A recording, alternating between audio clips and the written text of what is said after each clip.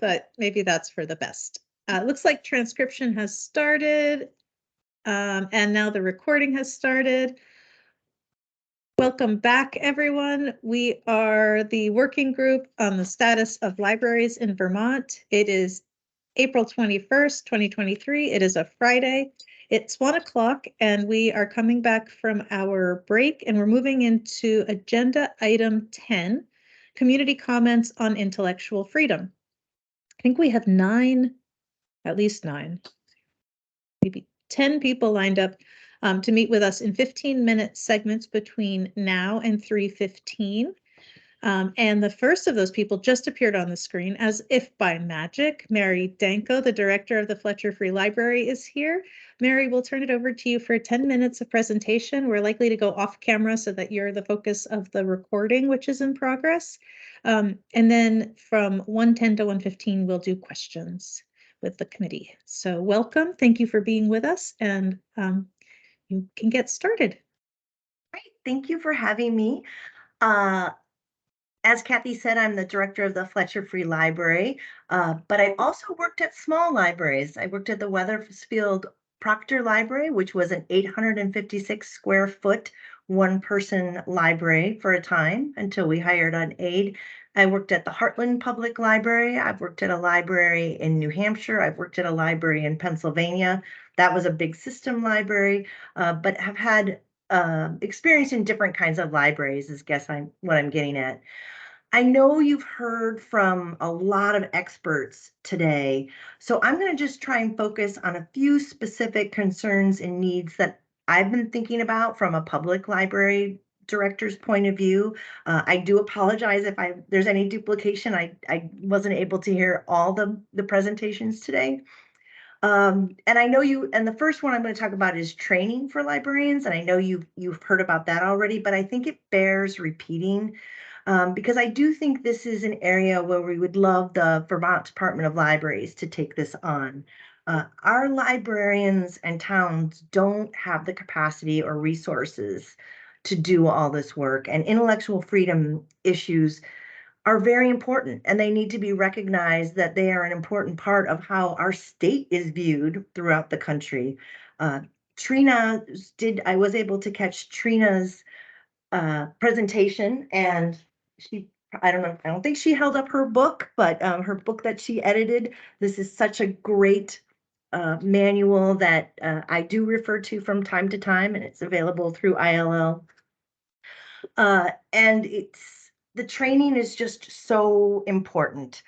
And there's a couple things that I thought about when I thought about training that maybe hasn't been discussed. And one is sometimes librarians do things unintentionally without malice.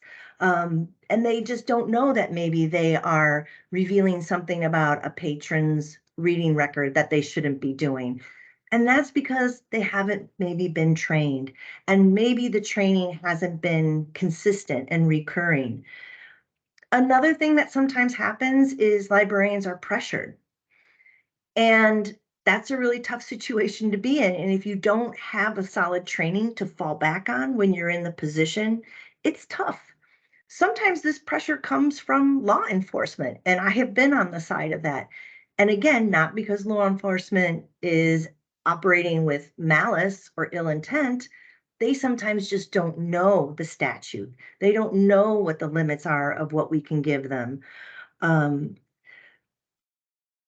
Also, what we're seeing right now, not so much in Vermont, although we do worry that it's coming, are orchestrated attacks.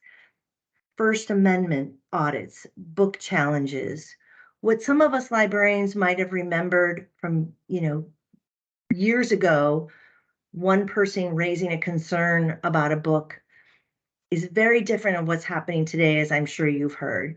These are orchestrated attacks by groups that come at libraries and librarians like tsunamis. If that training is not there to even start with, that can be very rough for a librarian. Along with that is the support librarians need. We need, again, folks at the Vermont Department of Libraries, state consultants that can be trusted people that we can go to when we have these issues. As you've heard about all the different challenging situations that might come up against a librarian or a library, it's impossible for us to always think about all these permutations, but we need a place to go where we've got that trusted individual who is going to help us. We like to think that library trustees are our allies, and in many, many cases that's true. But again, we are now seeing in other parts of our country where there are orchestrated efforts to get people on these governing boards to push an agenda. So I think that bears repeating.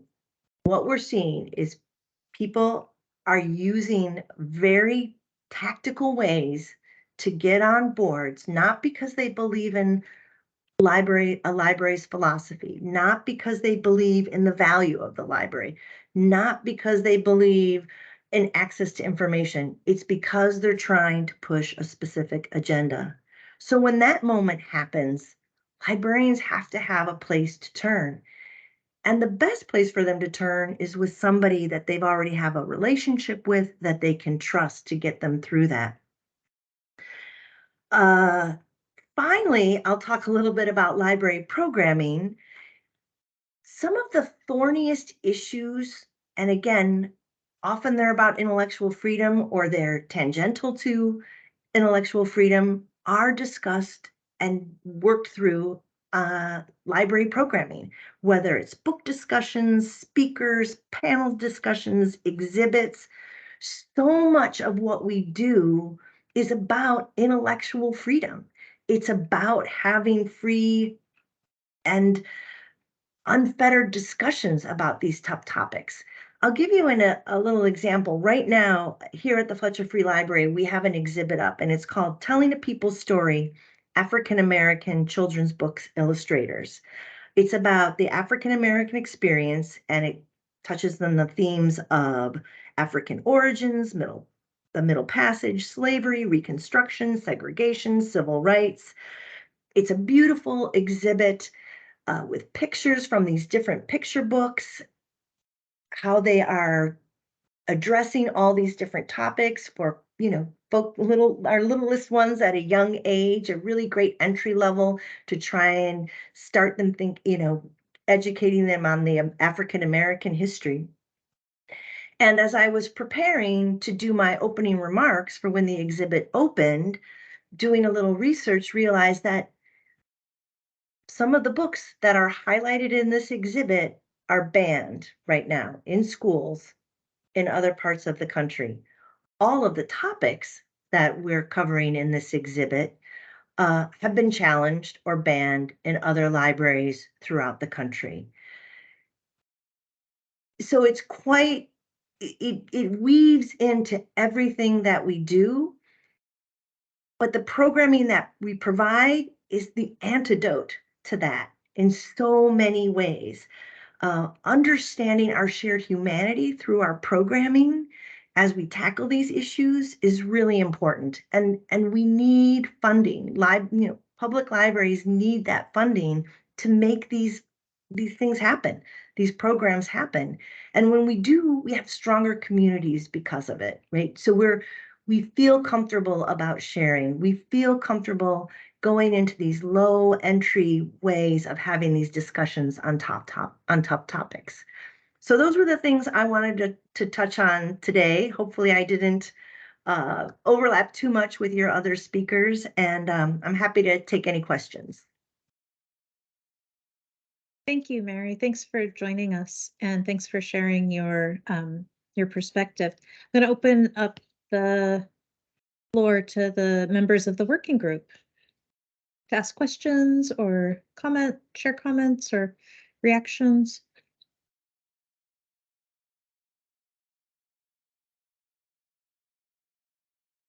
Not seeing Hey, any Mary. hands go. Oh, there we go. Oh, I'm Kelly. sorry. That's okay. I'm on my phone, so I can't raise my hand. This is Kelly. How are you doing? Good. Hi, Kelly. Thanks so much for coming to speak to us today. And you may not have an answer for this, but say resources and money were not an object, what do you like? What kind of system or what kind of setup do you see as far as training? Because as you know, the sizes of libraries in Vermont is very varied. Whereas I may be able to have the resources or the expertise to train my staff. Smaller libraries where there's only 1 or 2 staff, you know, they may not have had the education, or they may not have the opportunity to actually, leave to go to training. Do you have an idea about that, or? Yeah, I think it's a great question, Kelly. And like I said, I did work at a teeny library, I want to call it a teeny tiny library. And I really relied on our state consultant when I first entered librarianship and worked at that tiny library. Uh, they were the ones that guided me to some individual training that I could do, but they also worked to bring area libraries together. So sometimes it was by county, sometimes it was by geographic region, and then they could say, this is a topic we need to discuss today.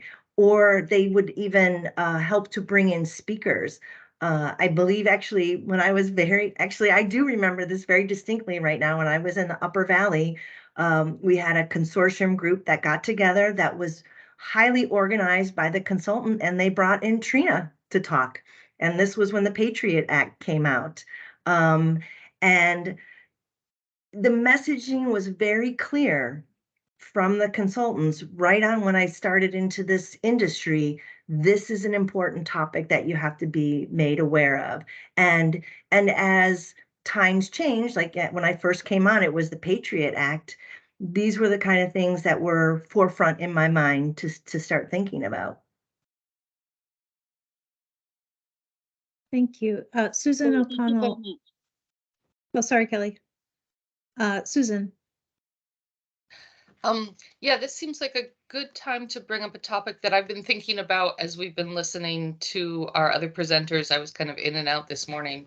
But what was really driven home to me was the idea of, in many of our small and rural libraries, volunteers are a really important component of making the library run, and how to ensure that the concepts of intellectual freedom are still in the forefront when you've got somebody who's a volunteer at the desk. Volunteers can be really important, can also be much harder to manage. We work with volunteers. Actually, I'm here now. I thought I wouldn't be here this afternoon. I'm here now because we've got volunteers who will be covering the desk for me. And I always have the volunteers read the Freedom to Read statement and the Library Bill of Rights. There we go. But is that enough? No, it's not enough. It's a constant re-education. So I think we need to be thinking as a group when we're talking about the status of libraries in Vermont. We need to be thinking about finding a way to balance community input with ensuring that we're upholding the intellectual freedom that our readers need. I would totally agree. Funding libraries so that they can have paid professionals at the helm is so important. And then they know that part of that work is, if you have volunteers, that initial training, that ongoing training, those policies. When someone applies to volunteer, are they signing a form about confidentiality? Are you bringing that up every year? We just had our we call it a volunteer appreciation and training, because they won't come if it's just an appreciation. So we always sneak in a training, but we do it every year. And a standing agenda item is talking about confidentiality. Because even just in that capacity, being in the library as a volunteer, they might see their neighbor carrying around a book to the checkout to check out, right? And that has to be private. And we talk about that. I usually tell a little joke, like, if you see your neighbor checking out a big stack of books on about poisonous mushrooms, that's private, right? Like even if they're not getting along with Just their don't husband at the eat time. their mushrooms at dinner that they invite you for. Yeah, exactly. So we try and bring a little bit of levity and humor to it, but we always bring it up. I will say it just feels right now in this moment that the stakes are very high.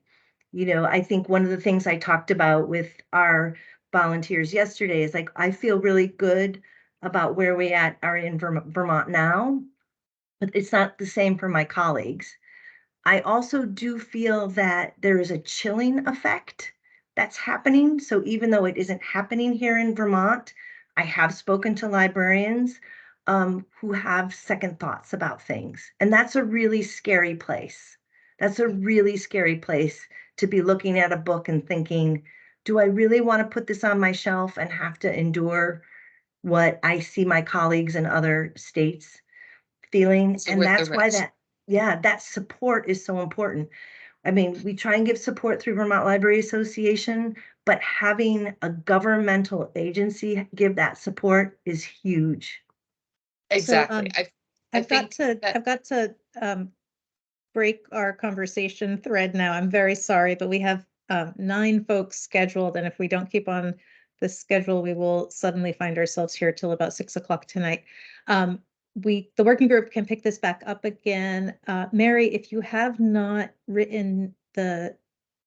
provided written comments on either the continuing education needs or this topic, I think that either of those would be great to add to our resources. And I do appreciate your feedback. And I also think there may be a different capacity in the department than there was when you first started, as far as the sheer volume of people. And yet probably it's good to have this called out in the written comments as well. So if you would do that for us, I would appreciate it. So thank you so much. And sorry to rush you, but I think we have is Maya Schultz from the NAACP of Rutland County here.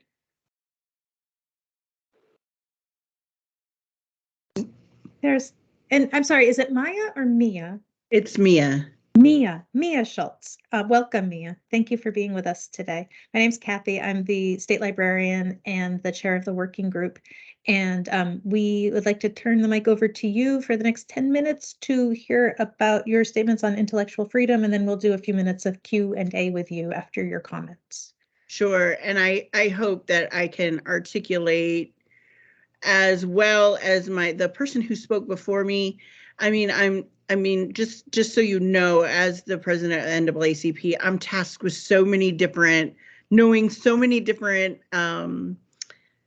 things within our government and systems that affect people of color. So I did a little bit of research to make sure that I was on guidelines with our national organization, which is the oldest and largest civil rights organization, 115 years now, I think we're at.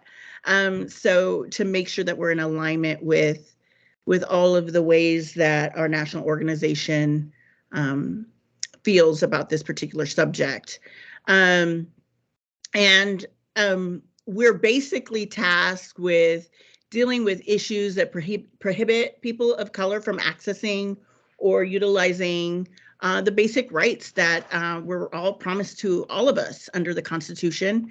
And that includes obviously the First Amendment, which, as you know, protects the freedom of speech, the press, assembly, and the right to petition government for redress of grievance. But the First Amendment also encompasses the right of freedom of expression, and that intellectual freedom, which includes the right to receive information on a wide range of topics from a variety of viewpoints.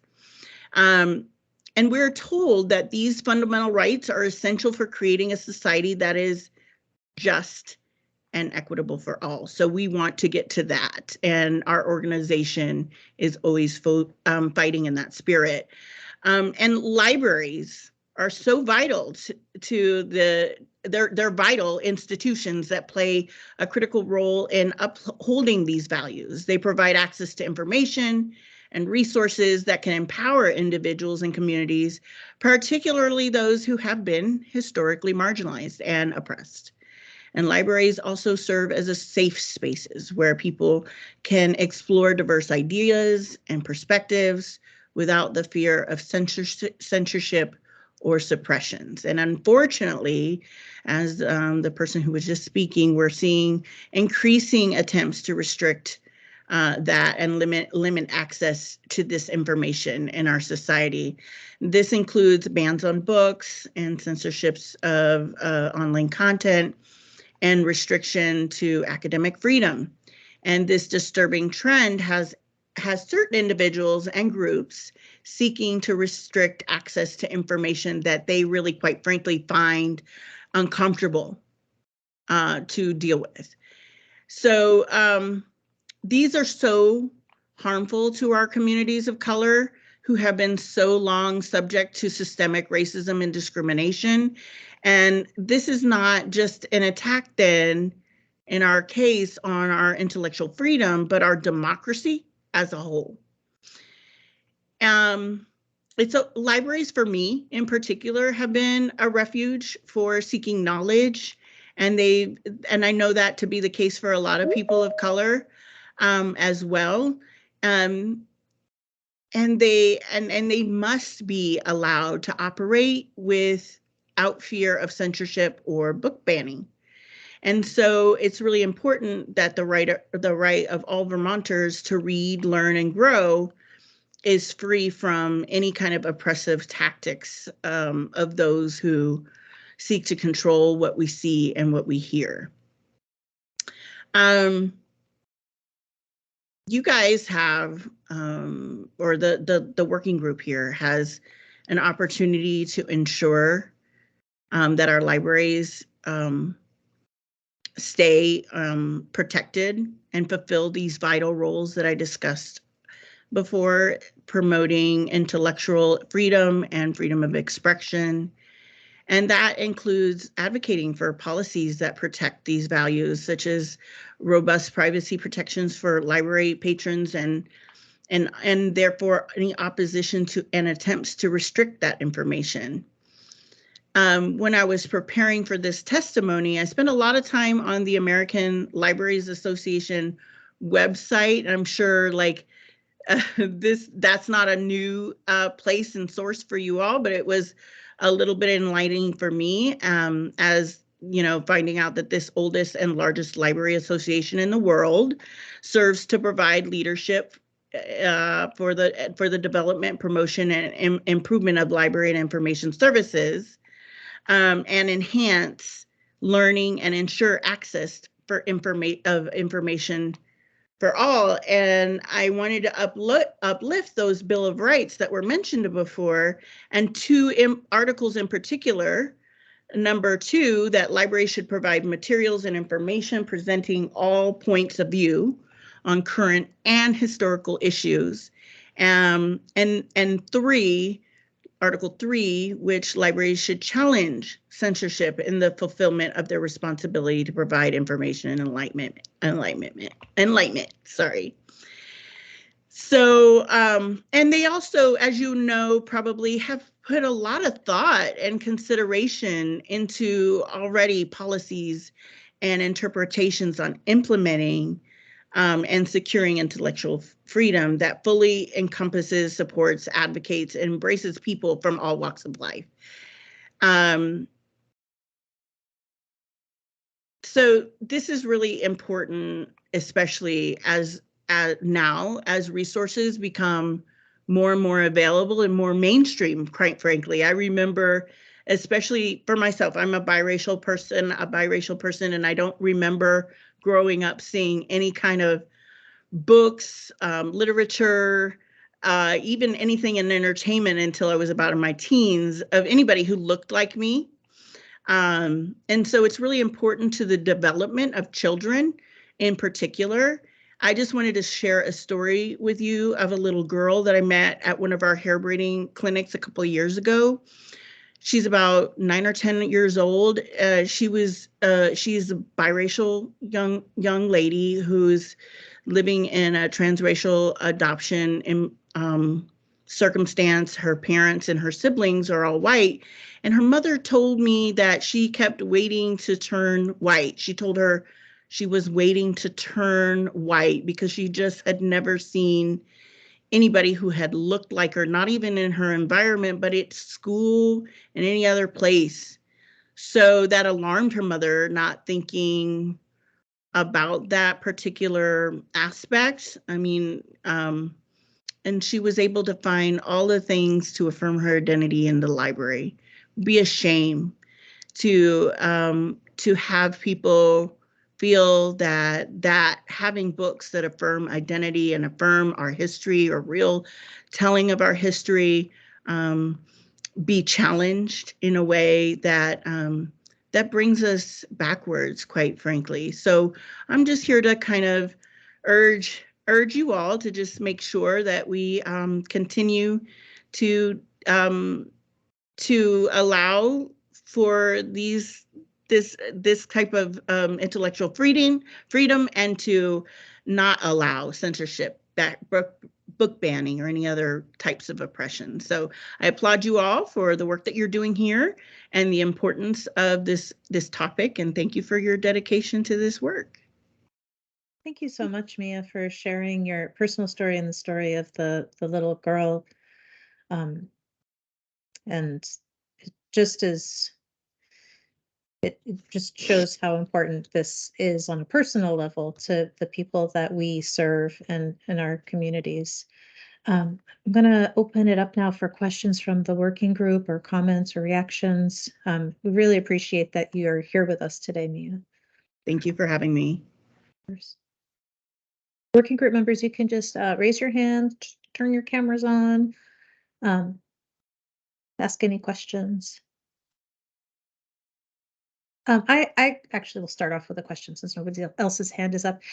In your work at the NAACP in Rutland County, have you been called on by members of the Vermont community and your local county residents to be involved in any responses to intellectual freedom issues like local book bans or local challenges of materials? Because often we have challenges that don't result in a ban ultimately, or in issues of access to materials in the curriculum in schools. Has that come out in any of the conversations in Rutland County, or do you know if that's something that the NAACP in Vermont has been involved in?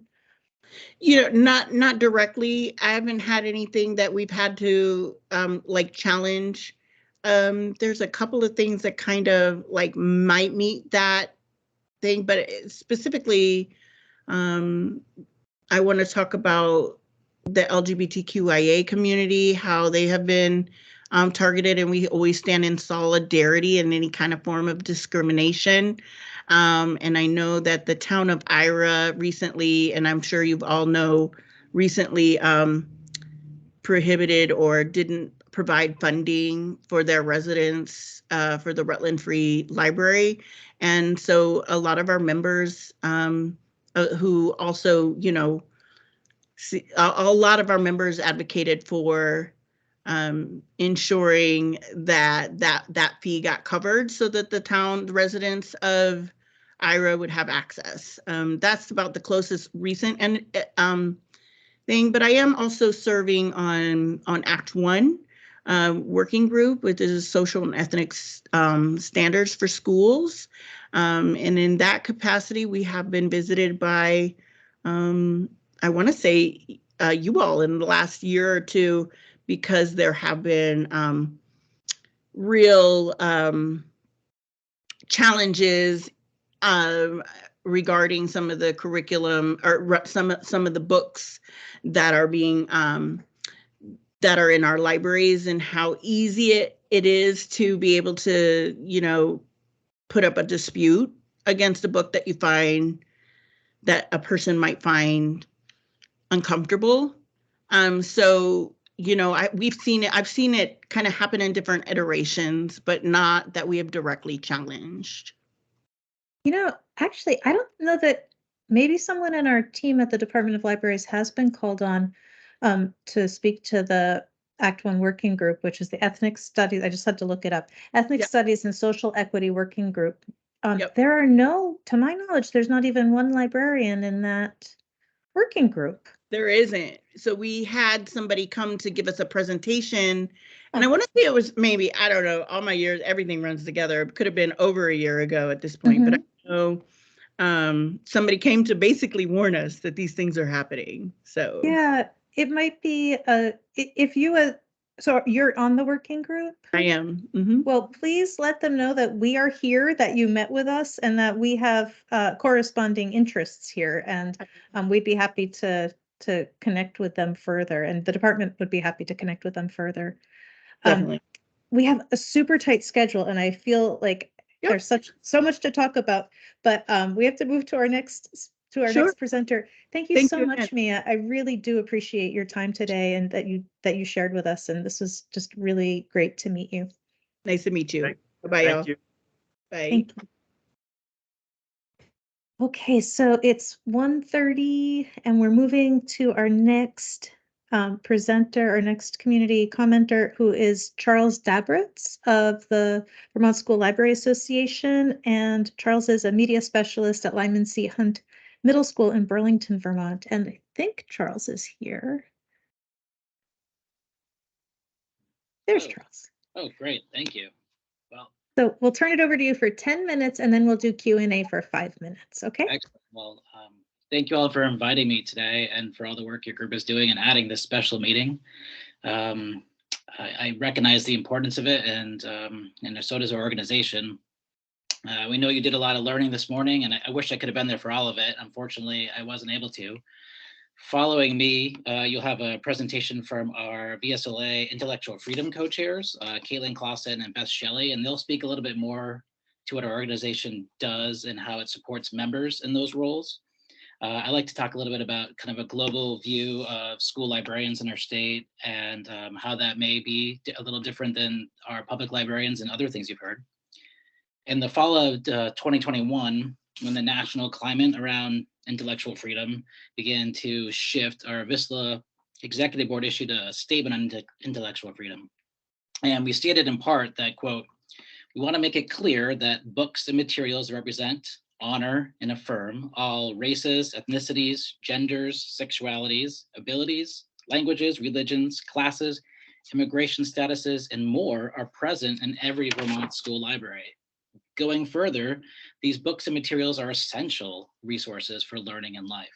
All students must be able to find themselves in our library collections and wider school curricula, and all students must be able to learn to grow and live in the relative safety of books." And I share that today, or that part of our statement, because we're still committed to that. What I'd like to take a little time this afternoon to talk to you about is how our school librarians go about developing those diverse collections. In addition to my role as the VSLA president, I'm also a lecturer at the University of Vermont in their School Library Media Studies sequence. The UVM course of study supports licensed educators who are working on their school librarian endorsement through the AOE. And in designing our course for UVM, we follow the National School Library Preparation Standards and all our essential competencies that Vermont requires. I think it's important to note that school librarians in Vermont are licensed teachers. We all have training and qualifications that our fellow educators have, along with additional coursework in libraries. It's also important to know that all school librarians have specialized training in collection development. The course that I teach is specifically designed to help teach and train in managing a collection, developing collections, and supporting our students' freedom to read. So what does that look like for our Vermont librarians? Our school librarians go about this in similar ways, I'm sure that public librarians do, but and first, they need to understand their communities. What are the values and what things make up the people in their community and the history? And second, we have to know our school curriculum. And being a state that values local control, we know that there's no statewide curriculum. And that means that each of our librarians are responsible for knowing their school or school's curriculum and how to support their students in that and their teachers in accessing library materials. And finally, and certainly importantly, we need to understand our learners, those students that are right in front of us in our schools. We have to stay on top of, we have to listen to them, stay on top of trends, find out what's going on. My kids are asking for more manga every day, and I hear them and I try to purchase that. We're certainly supported in our selection of materials by trade publications with reviews, our national and state book award lists, professional organizations like ALA and VISLA, and our school librarians work in the state and nationally forming their own digital professional learning communities, all in an effort to purchase and get the best collection for their students. And if that sounds like a lot, it is really a lot. However, it gets even more complicated when we stop and think about the fact that there's no one definition of school in Vermont. Some of our schools where our members work are pre-K 5. Some of our schools are K2. Some are like my school is a 6-8, and other schools are K12. And I think about the librarian in that K-12 school, they have pre-readers who they may be purchasing board books for, all the way to students who are 18 and ready to graduate, and they want the new adult edgy crossover that was, talked about on TikTok. And all of our students deserve to have collections that are well-funded and robust enough to support each one of the learners that are in our schools. We know that the research around having well-funded and school libraries helps academic achievement. I think we see this in the Vermont school quality standards that mandate school librarians in our schools. We certainly can't replace the knowledge and expertise and training that our school librarians have with a parent volunteer or like a self-service kiosk, right? It's essential that our legislature, our school leaders, our school boards, and know and realize the professionalism that goes into creating and maintaining all of our collections. To that end, we're always looking to partner and work with other groups in the state. Around, I think, 2018, the VISLA Professional Concerns Committee approached the Vermont School Boards Association in an effort to update their model policy around library collections. When we started working with the VSBA, the collection policy was included in their model procedure manual as a policy to consider. Working in partnership over 3 years, we were able to create a new policy. The new policy is called D22, Selection of Library Materials, and it's now a recommended policy. Not required, but recommended. We're proud of the work that was accomplished over those years, and this new model policy states that it exists in part to, quote, provide access to diverse library collection that sustains students' First Amendment rights to access information freely. So it's really good from our point of view to know that the School Boards Association values student intellectual freedom. The new model policy also calls on superintendents to create procedures that address the selection of, deselection of, donations of, and reconsideration of materials. It's also important, essential that each of our schools and our districts has a policy and procedures to address issues like book challenges or deselection of materials. A recent VSLA survey of members showed that 7 districts appear to have no collection development and reconsideration policy, and 39 are working on updating them. Having those clearly defined procedures to material challenges is one of the ways that our schools can support and stand up for students' intellectual freedom. And we would certainly, as an organization, look forward to working with any people in the State House or anywhere that are working to strengthen those requirements. I'm speaking today from Hunt Middle School in Burlington. We're a refugee resettlement community. I've heard once that there's over 30 languages spoken in our schools. What I want to do is make sure that every time one of our students walks into our library, their library, they see themselves reflected in the literature that's there. In 1990, Dr. Rudine Sims Bishop introduced us to the metaphor of literature being windows, mirrors, and sliding glass doors. Our students, and all of our students, need to see themselves reflected in the material in our libraries. But that's certainly not all they need. They also need to visit and experience worlds unlike their own to help them step into and understand our shared human experience. That's sort of the windows and sliding glass doors part of the metaphor. And the books that I purchase for my students here in Burlington, maybe they're mirrors here, but they're just as important for other schools all over our state as a window or a sliding glass door. Often get asked, like, so what happens if students don't see themselves? And I thank Mia, who spoke before me, for sharing this. Students that don't see themselves in the literature in our libraries aren't allowed to paraphrase Dr. Bishop, they learn a powerful lesson about how they are devalued in our society. And for students who only see themselves reflected in literature, the students in the majority, they get an exaggerated sense of self-importance and their value in the world, a sense of ethnocentrism. And I think, in a word, that's all dangerous. I'd like to end by sharing an email that I received from a student. I have it here, and it's a few years ago, but it was sent on a Sunday night at 9:47. And so she writes about a book. I just finished the book. I officially finished at 9:37 p.m. I love the book. I didn't cry when I first realized, well, I'm going to censor the character's name so I don't give the book away. The main character had died.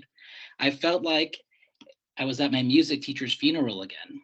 I didn't cry at first, not at the service, not in the car to Jay Peak, not when we got home the weekend after. I cried at school when I walked into the music room. I could hear his voice telling stories of his childhood. I could hear his laugh as he told a joke. I realized that I didn't cry at the book because of the name. For any other name, I would have cried the minute I heard it. But my music teacher and the main character shared the same name. He was an amazing man who cared for anyone but himself. He was diagnosed with cancer in 5th grade just months before he moved on. I went to the funeral and I didn't cry, just like I didn't cry with this book. I want to thank you for this book, for recommending it to me. It made me remember him. This book is amazing. It put a lot of things into perspective. A book that could have been so simple turned into something so much more. Thank you, Rahema. And she attached a picture of her teacher there. I think that as librarians, whether we're in schools or public libraries, we never really know the impact of connecting the right student, right person to the right book at the right time. And I wonder, what if we're not allowed to have books on tough topics in our schools? What if students weren't allowed to process grief, like the one that wrote me through literature? What happens if we're not allowed to have novels that help the students that are questioning their identity so they can see they're not alone? How can our students be prepared to be citizens in our pluralistic democracy if they're not even allowed to learn the facts of our history? Our students that are growing up in Vermont today face a future that's really different. It's our job as educators to prepare them not for our past, but for their future. So that's why it's imperative that our certified teacher librarians are allowed to use their expertise to develop collections for their students. Our VISLA statement on intellectual freedom reminds us that Vermont school librarians will always stand up for bias, hate, exclusion, because all of our students deserve the freedom to read, live, and thrive. Thanks. I look forward to any questions you have. Thank you so much, Charles. So one quick thing, I'm hearing this strange echo and I don't know why. One quick thing is that I've put the VISLA statement on intellectual freedom into the chat. It would be really nice if we could also post it as one of the written comments for today. Absolutely. If that's okay with you all. And then the other thing is you mentioned the recommended policy D22 selection of library materials. I went to pull that up and neither of the links, neither the Word nor the Acrobat is currently working. So we want to follow up with the School Board Association, the Vermont School Board Association, so that we can actually see that too and potentially put that in as a resource for us at the working group. Now let's open it up for people who have questions or comments for Charles.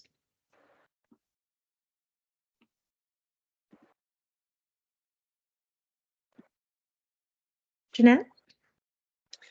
Hi, Charles. Thanks for your comments. One of our previous speakers today was talking a lot about training and the importance of that in regard to this issue and others. I know in my community, we don't have a certified teacher librarian in our school library, and that seems to be perhaps the majority in our supervisory union. And I know that's a problem.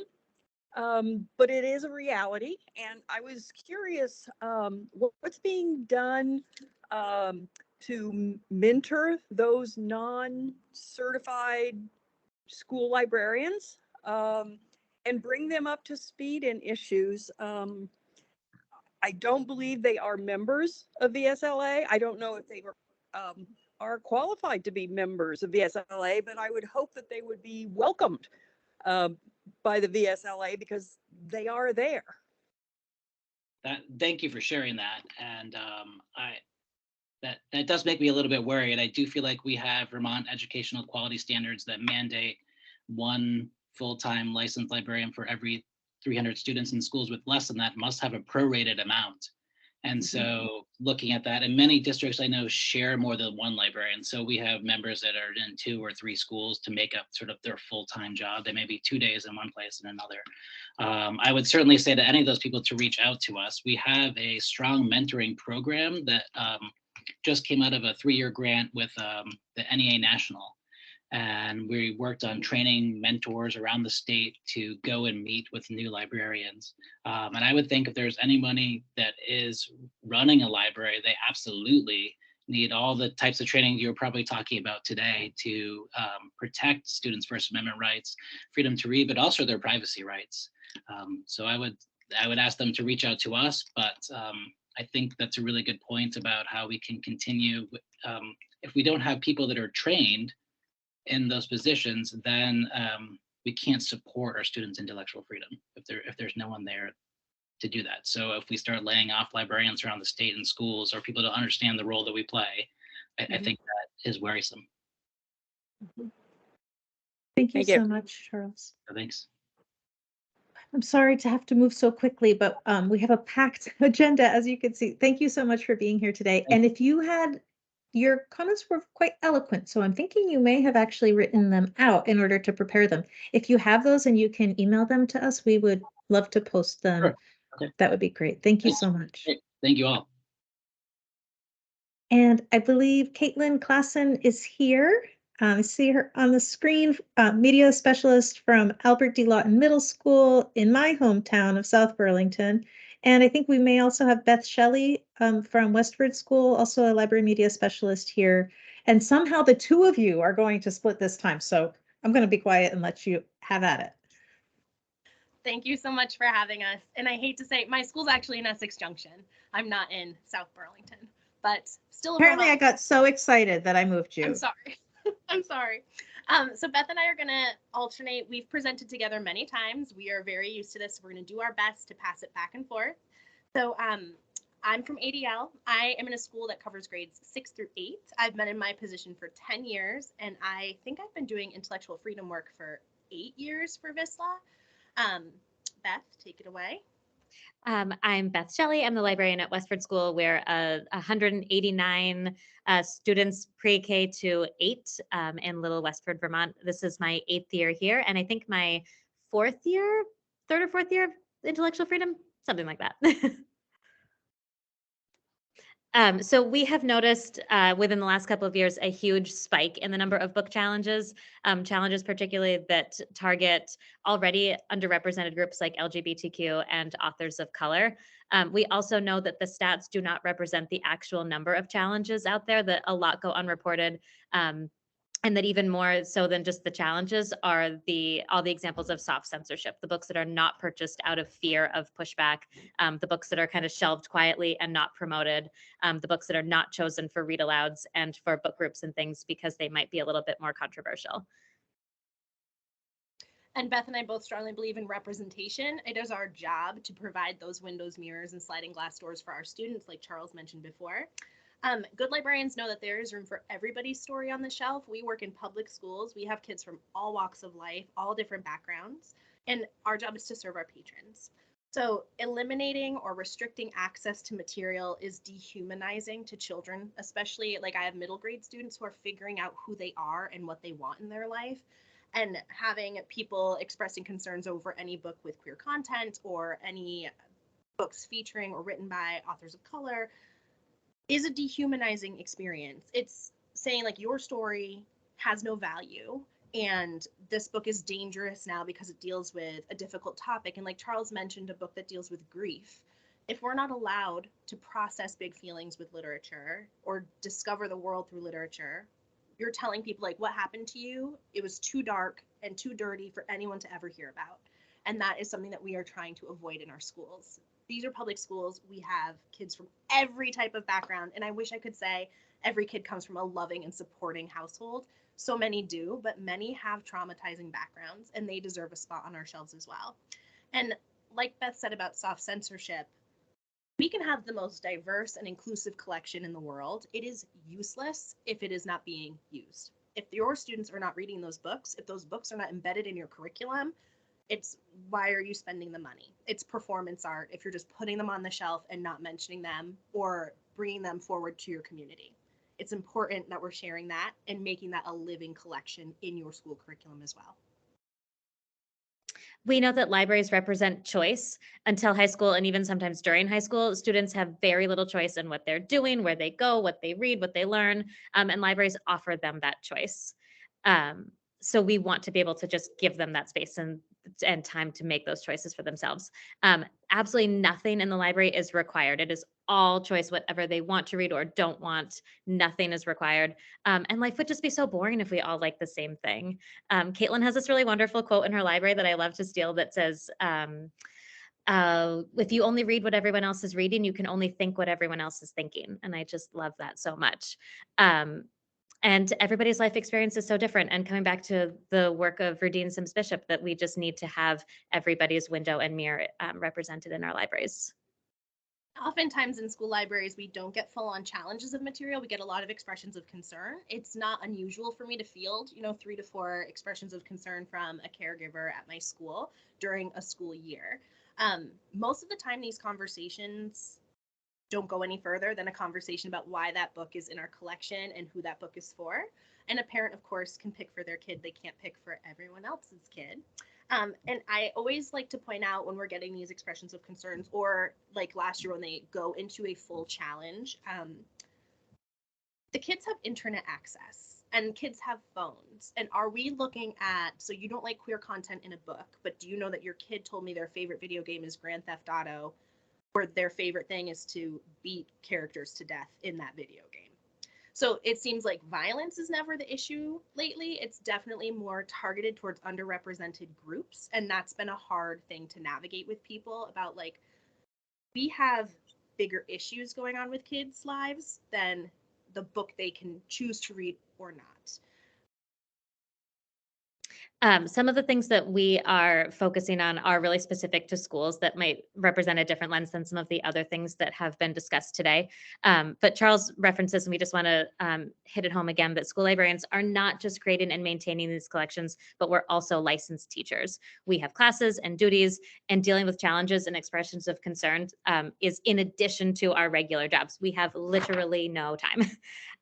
We will never stand in the way of a parent who wants to choose for their child. We will always respect the family's individual choices for what is right for them to read. We just don't want that choice being applied to others. We are all on the same team. We all want what's best for all kids. We are never in opposition with parents. We just want to make sure that that choice that's made for one family is not broadly applied to everybody else. We also, our students and our families have bigger issues than a book challenge. They are facing housing insecurity, food insecurity, abusive situations, bullying. Some kids don't know where they're going to sleep tonight. And so to be concerned about the content in a book is like just so insignificant in comparison to the big societal issues that we have, especially when it's like, none of this is forced. You don't have to read this book. Let's focus on what's really important and addressing those big issues. We've also heard people talking about policies and procedures and how that is so important. It is vital to maintaining a healthy library that you have procedures in place. Beth and I were both raised as baby librarians to believe that policy, this is Beth's line, policy with a capital P, is the most important thing. We have discovered that procedures are the most important thing. Policies can shift with school boards. Procedures are typically district in-house methods of handling issues. So while VISLA's advocacy work with VSBA has created amazing policies, if your school district is able to adopt those, we recommend that you do. But even if you don't have any formal policy on file, you need to have procedures in place to help you handle challenges, because it's not, are they coming? It's when are they coming? And you don't want to be scrambling at the last minute to be like, what does my committee look like? What are we supposed to do? We say you need to have a robust procedure that is a living document. So in our district, Beth and I are in the same district, we created an in-house document that matches our procedures that are public facing. So when it says, a challenge is received, it's extremely time bound. We know exactly, like, we use the language of school days, not just days, because we do not count vacations, weekends, summer breaks, etc.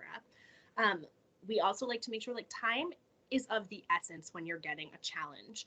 So you need to respond to people promptly. And I think most of the issue comes from people feeling unheard. So we always try to react with empathy and with respect and in valuing people's time, because like Beth said, we have no time in our school day between classes and duties. Like just trying to scrape together enough time to do a presentation was a challenge. And we always recommend that, like, you know what's happening, what the plan is before a challenge or a concern comes your way. And finally, we just want to make sure that we, even though we represent VSLA, that we are ready to support any librarians that need help in any capacity. We were really excited to speak a couple weeks ago at the joint VLA conference, and it was wonderful to have public librarians in the room and just know that we are all on the same team. Any way to support librarians is supporting readers and the right to read whatever people want. So we are happy to do that work. Thank you both so much. You managed somehow together. You must have something written, I think, that you had worked on ahead of time. And I would love for you to share it with us because it was really well put, and we really appreciate that. I have a question for you. In your role as school librarians, and with all of the experience you have serving youth, we heard from someone earlier this morning that the privacy rules around patron confidentiality, the state has the age of 16. You have to be 16 before your library record is confidential. In a school setting, how does that play out? And do you think there should be any change to that the working group recommends? Or do you feel that that's an appropriate level? Or give us your thoughts. I feel like 16 is an appropriate age. We abide by all library records are confidential. They are kept between us and our students. School personnel abides by FERPA. We have privacy regulations in place about kids' information. Also, providing privacy is a way of honoring someone's experience. Like, people don't need to know your business, especially what you're borrowing from the library. It is possible that a caregiver can request a student's borrowing history, and up until the age of 16, we do have to provide it. It's happened to me once that someone requested their kid's borrowing history, but she just wanted to make sure she wasn't buying her Christmas books, buying something she had already read. So it was for like the most pure reasoning possible. But yeah, in my school, we keep it. I won't even tell their teachers what they're reading. And we had also, there was, I think it was last summer, Caitlin, that Follett, that owns Destiny, that is the management system that most school librarians use, not all, but a lot, was in an effort to, I think, align with like Florida and other state laws about parental rights and transparency, was just going to automatically generate an email or a report to parents anytime a student checked out any book. And we were like, we will leave. We will find another vendor. We will be done with that. Absolutely not. Like, that is just willingly. Caitlin loves to say librarians are the patron saints of confidentiality. Like, why would we go out of our way to just spill everyone's tea? That's not our business. But you feel that, so what I'm hearing from you is that 16 seems like an okay age if the parent did ask, that you wouldn't be too concerned about the, I don't know, the 12 to 16-year-olds or up to 16, it would make more sense to me that a parent would be more involved. But at 16, if you can operate a vehicle, I feel like we can trust you to take a book out of a library, and that you can have that record be confidential. Beth and I both work with younger students. Our kids go up to the age of 14. We have 8th graders. I mean, ideally, that age I wish everyone's library record was confidential always, all the time. But in a school, like, I also feel like parents do have the right to ask what their kids have access to in the library. We also always say we have nothing to hide. Like, our catalogs are public facing. Anyone can search them. All of our contact information is readily available. All of our websites say, like, please contact us. We love hearing from parents, and like talking with your kids about what they're reading is such a great way to stay connected. And then it can also lead to bigger conversations about, like, why are we feeling fearful about your kid having access to a book when they could be making a Google search that leads them into the deep, dark pit of the internet. Thank you. We have about a minute left. Are there any questions or comments for Beth and Caitlin from the working group? Jeanette? Okay, I'll raise a question. In regard to the age 16 and the confidentiality, how do you deal with student overdues and collection for unreturned books in regard to that confidentiality with their parents? Sure. I don't involve parents anymore in returning overdue books. This is a post-COVID Caitlin dealing with her library, which is we have bigger fish to fry than an overdue book. And if you work with kids, you need to budget in loss as part of your budget. Kids lose things. They spill water on them. A dog eats it. All of that is true and happens more often than you would think.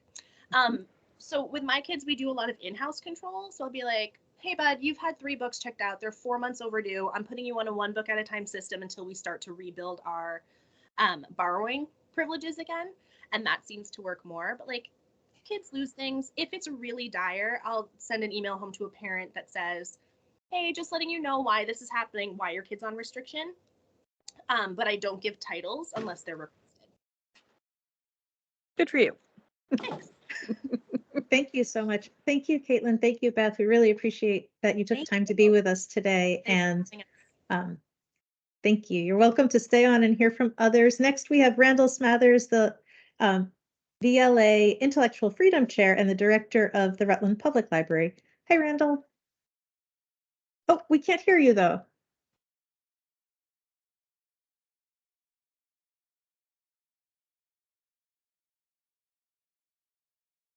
It looks like you're unmuted in Teams, but maybe the headphones or something else in the machine is muting you.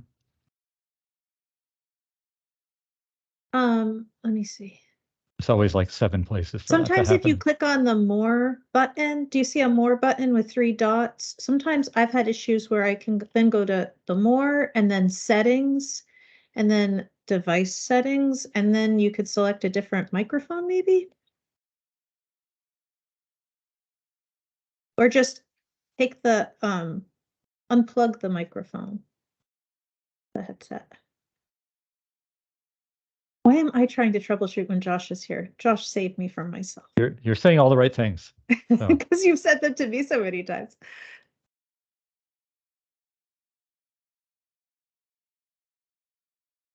Another option, Josh, can you pop the phone number in the chat thread and Randall could call us? Yeah.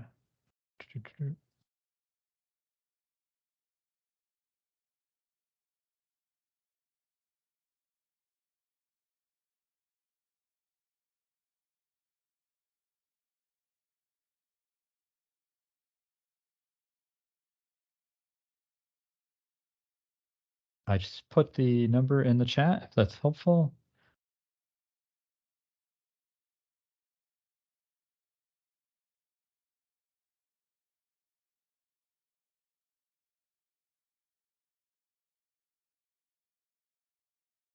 And of course, there's a million digits.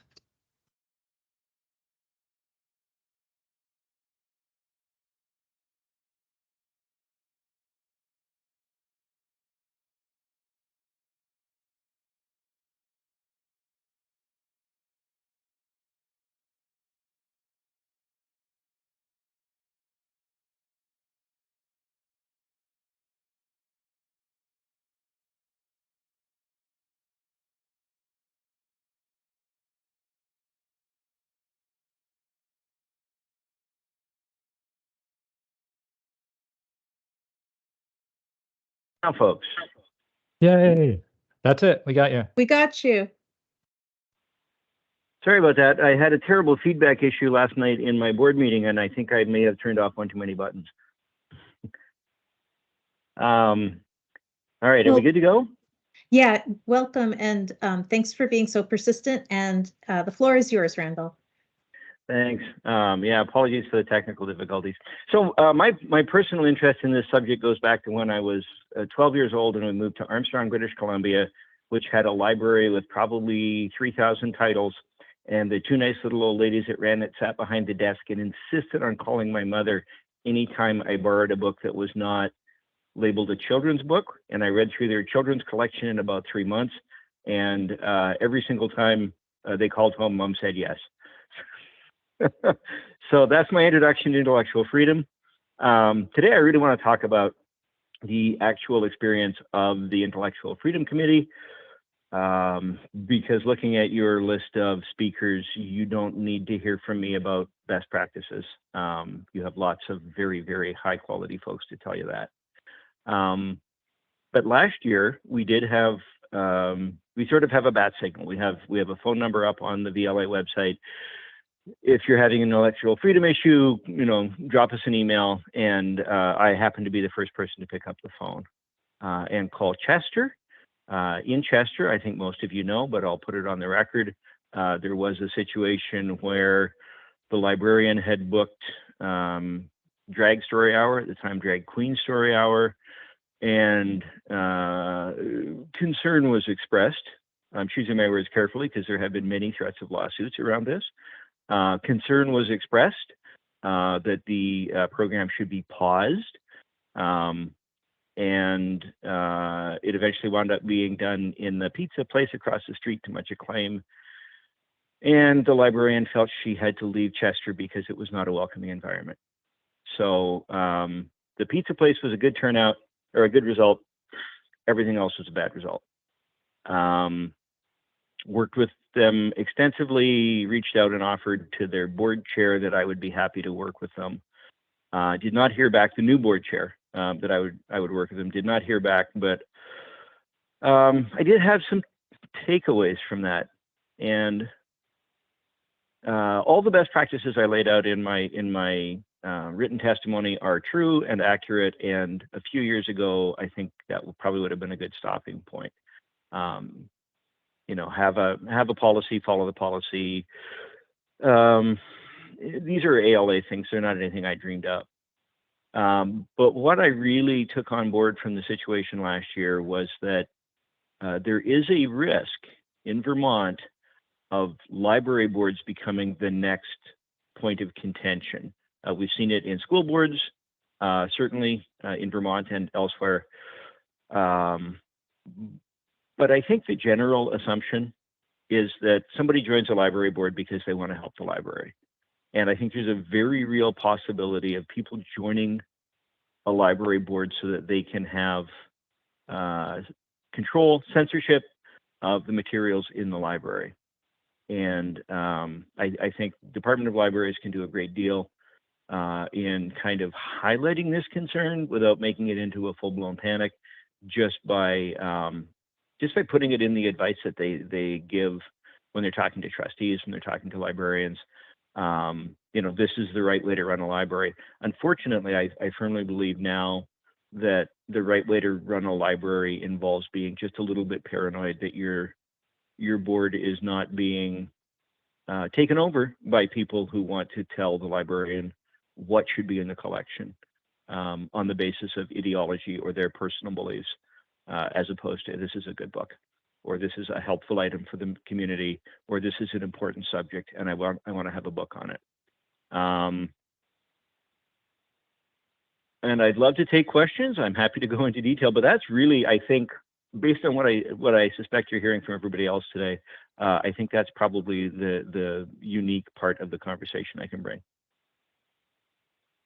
Thank you so much for being persistent, sharing your voice with us on the working group. I'm going to open it up for working group members. Please feel free to come on camera and to raise your hands physically or with the icon, or Kelly, just jump in if you're still on your phone. If you have questions or comments for Randall.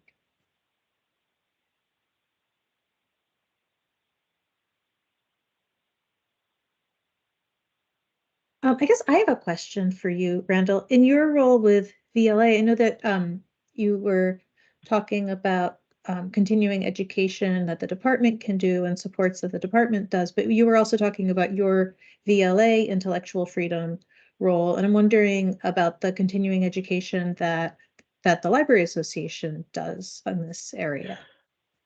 And Mary Danko from Fletcher Free in Burlington and I have been working unsuccessfully on dreaming up the best ever John Swan Freedom of Information lecture anyone has ever heard. And we've had a half a dozen false starts in that, unfortunately, but it is certainly something we are concerned about.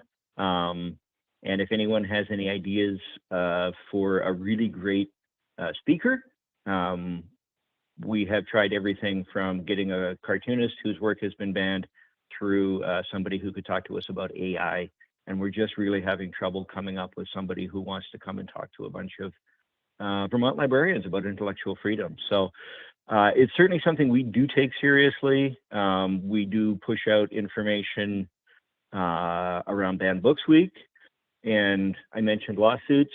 I would categorize the one we were threatened with as possibly a slap suit designed to stifle us, because what I wrote in last year's press release that I sent out around Banned Books Week was that, quote, there had been a challenge in Chester, unquote. And VLA was threatened with a lawsuit over stating that there had been a challenge, which was lowballing it as much as I could. And my previous experience in newspapers has me pretty conversant with First Amendment law, and I wasn't at all concerned we had broken the law, but it really did put the VLA board and Kelly McCagg in particular, the board president, through the ringer. And I can see where a lawsuit like that would be super helpful or super effective to a small library that isn't maybe as well equipped as we are. Thank you. Christopher, I see that your hand is up. Hi, Randall. Thank you so much for being here. This is really more of a comment than a question. I'm thankful for you bringing up the issue of programming as an intellectual freedom challenge. We haven't heard that much about that as of yet today. Most of the speakers have spoken to challenges on individual materials or books. So I appreciate you bringing that space of programming into the conversation. A space that you're terrifically familiar with, and thanks for the support from Vermont Humanities for all the programs in Rutland Free Library. No, I mean, the one that causes the problem is Drag Story Hour. It has been turned into a talking point on certain segments of the media. It has been demonized. They have made it into something that it is not, which is a sexual performance aimed at small children.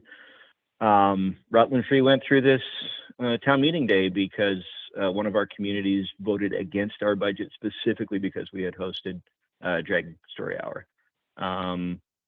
And then we had a fabulous GoFundMe that brought in $2,000 more than we lost.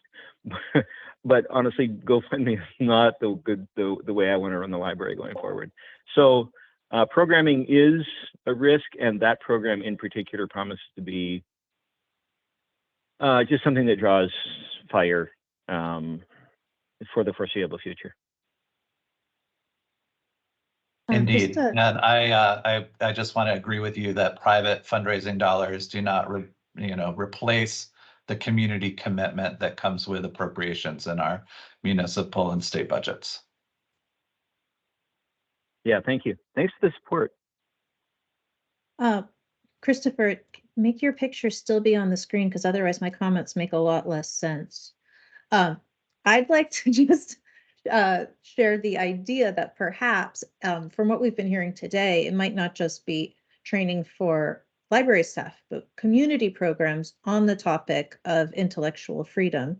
And given the fact that we do great programming with humanities, and even Randall, that your library is, I think, one of the first Wednesday, has traditionally been one of the first Wednesday libraries, this would be a great public program as well. I think some of what I'm hearing today is it's not just training the library staff about intellectual freedom, it's also training the community, the local governing bodies, and the local community about how this is important and why we have these principles and what it is that we do. Because I think that gulf between the average person and the librarian with their weird policy that seems like a little bit dangerous to the public is part of what we as a profession need to bridge. So just an idea that might be something that we could work on together is some public programming.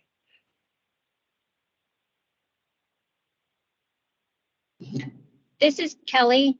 Can I just say just a couple things? Sorry, I was in a dead zone and I could hear, but I couldn't talk.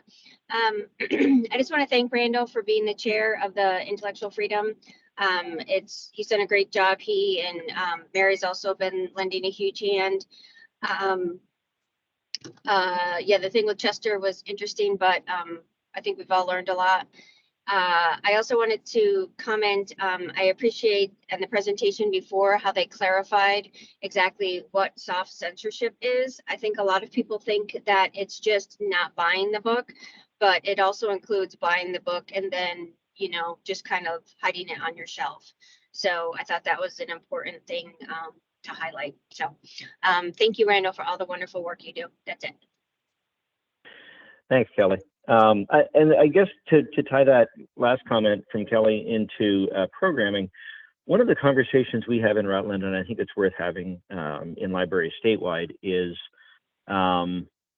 providing space to a wide range of beliefs and points of view. We are more conservative than many counties in the state.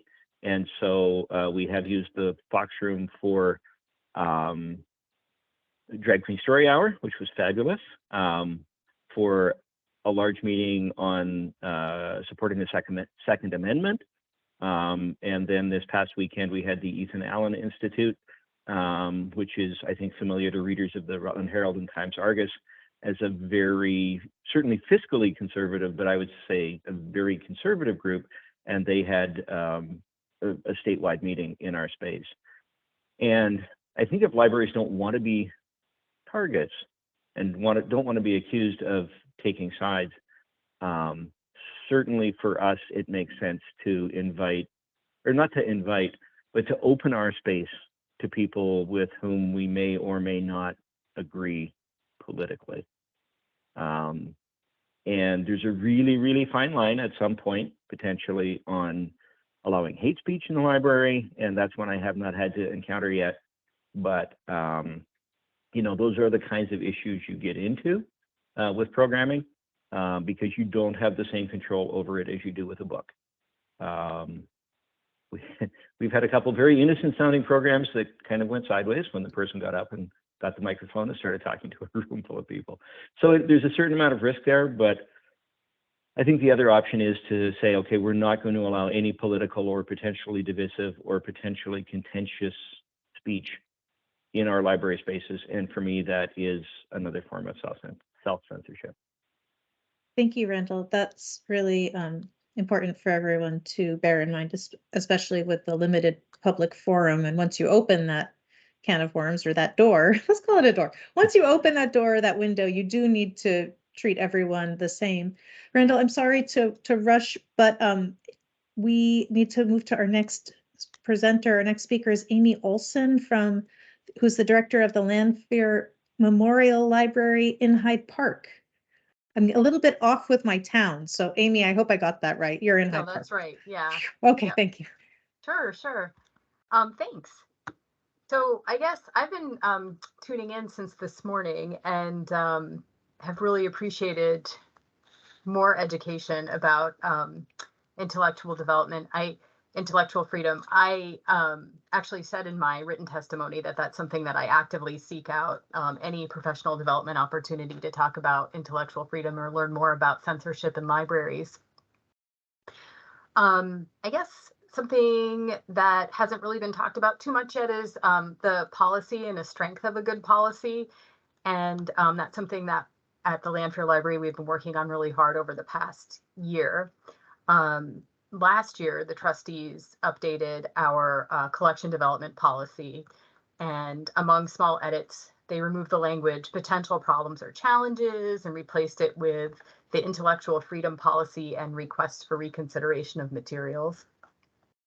They also changed some language in the criteria for selection, where it used to say one of the criteria was suitability for clientele. They took that out and added a bunch of other criteria instead. But that process of reviewing and changing and updating the policy also served as a time for the trustees to be made more aware of the issues and trends regarding book challenges, material challenges, I should say, because it's not just books, and to be reacquainted with the Library Bill of Rights and the Freedom to Read statement. I made sure that every trustee had a copy and read through that. And And it also gave us an opportunity to imagine what it might be like if someone did come into the library with an expression of concern, and to have a plan in place, not just with the library staff. And I think Caitlin talked earlier about the procedure and policy difference. And so the procedure of what would happen is something that our library staff then talked about. So if somebody came in, what would you do and how would that happen? But also what the trustees' responsibilities would be as far as creating a committee and having to read the book or getting to read the book and making those decisions about if the material stayed in the collection. And something that in one of the trainings that I took, and I think it was at NELA last year in Manchester, New Hampshire, I think that it was someone from the New Hampshire State Department of Libraries, talked about there were some skits or some scripts or something. And when I go to a conference or a workshop, I actually don't like to take part in interactive things. I'd like to sit and listen to what other people have to say. But I thought that was an intriguing idea, because if you don't get the chance to practice what that might be like, you might think that I might think that I know how to handle an angry patron who comes in with a concern or an expression of concern.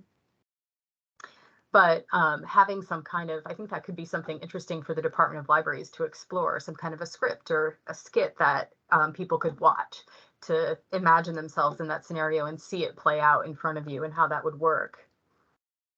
At the Lanphier Library every year, we celebrate Banned Books Week, and we have displays inside and outside of the library. Last year, we had a lot of fun when Amnesty International, our local chapter, asked if they could have a table at the library during Banned Books Week. So we made a Banned Books Day and had some games and some giveaways and a story walk of And Tango Makes Three. And a few years ago, I was just remembering this as today, listening to folks today. A few years ago during Banned Books Week, I was doing some volunteer work with the Racial Equity Alliance of Lamoille Schools Committee. And during that time, members took turns signing up for a month to sort of lead a discussion. And I signed up for September so we could discuss banned books. And out of that came one of the members of the Racial Equity Alliance of Lamoille Schools Committee is Hannah Miller, who is the Education Department Chair at NVU Johnson.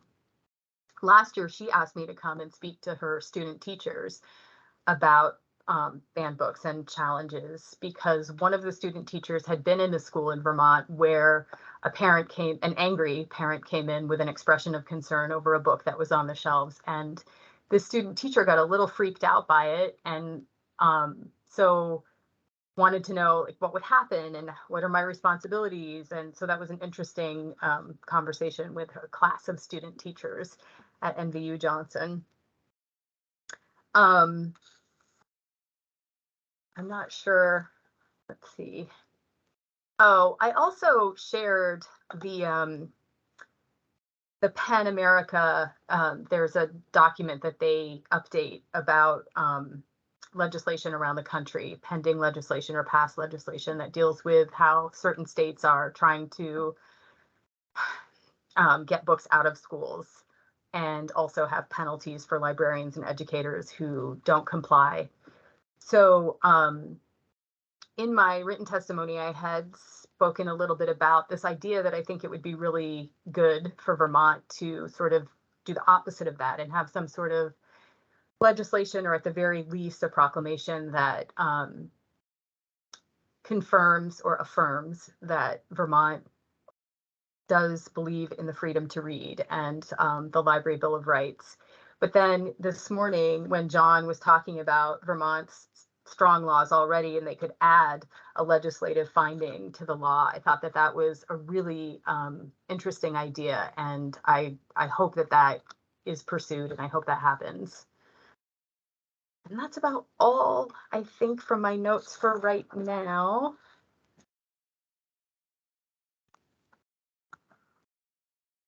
Great. Unless Well, there that are was questions. a lot. Thank you. Thank you, Amy, for sharing that. I'm now imagining the skits. I'm really bad at Well, setting up the I'm role not saying playing. that you have to do. It was just an idea that was intriguing to me that could be something that, especially because you don't know unless you need it, and if you're not prepared, it's a really scary idea. And just to also, one more thing is just to sort of repeat what Mary said earlier, in that I do lean on the Vermont Library Association, but knowing that the Department of Libraries are a paid professional organization, state organization that are there all the time, would be really great to have the training come from the Department of Libraries as well, for both trustees and library staff.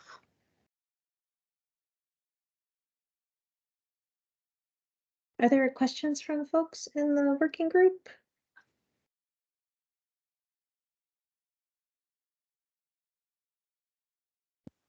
Wendy? I'll have a go at this one. Very good. So there's been several mention of policies and procedures from several of our visitors today. And I know at one point the state was physically collecting together policies and procedures in one place. So have you added your marvelous new policies and procedures to that list? Or are you going to?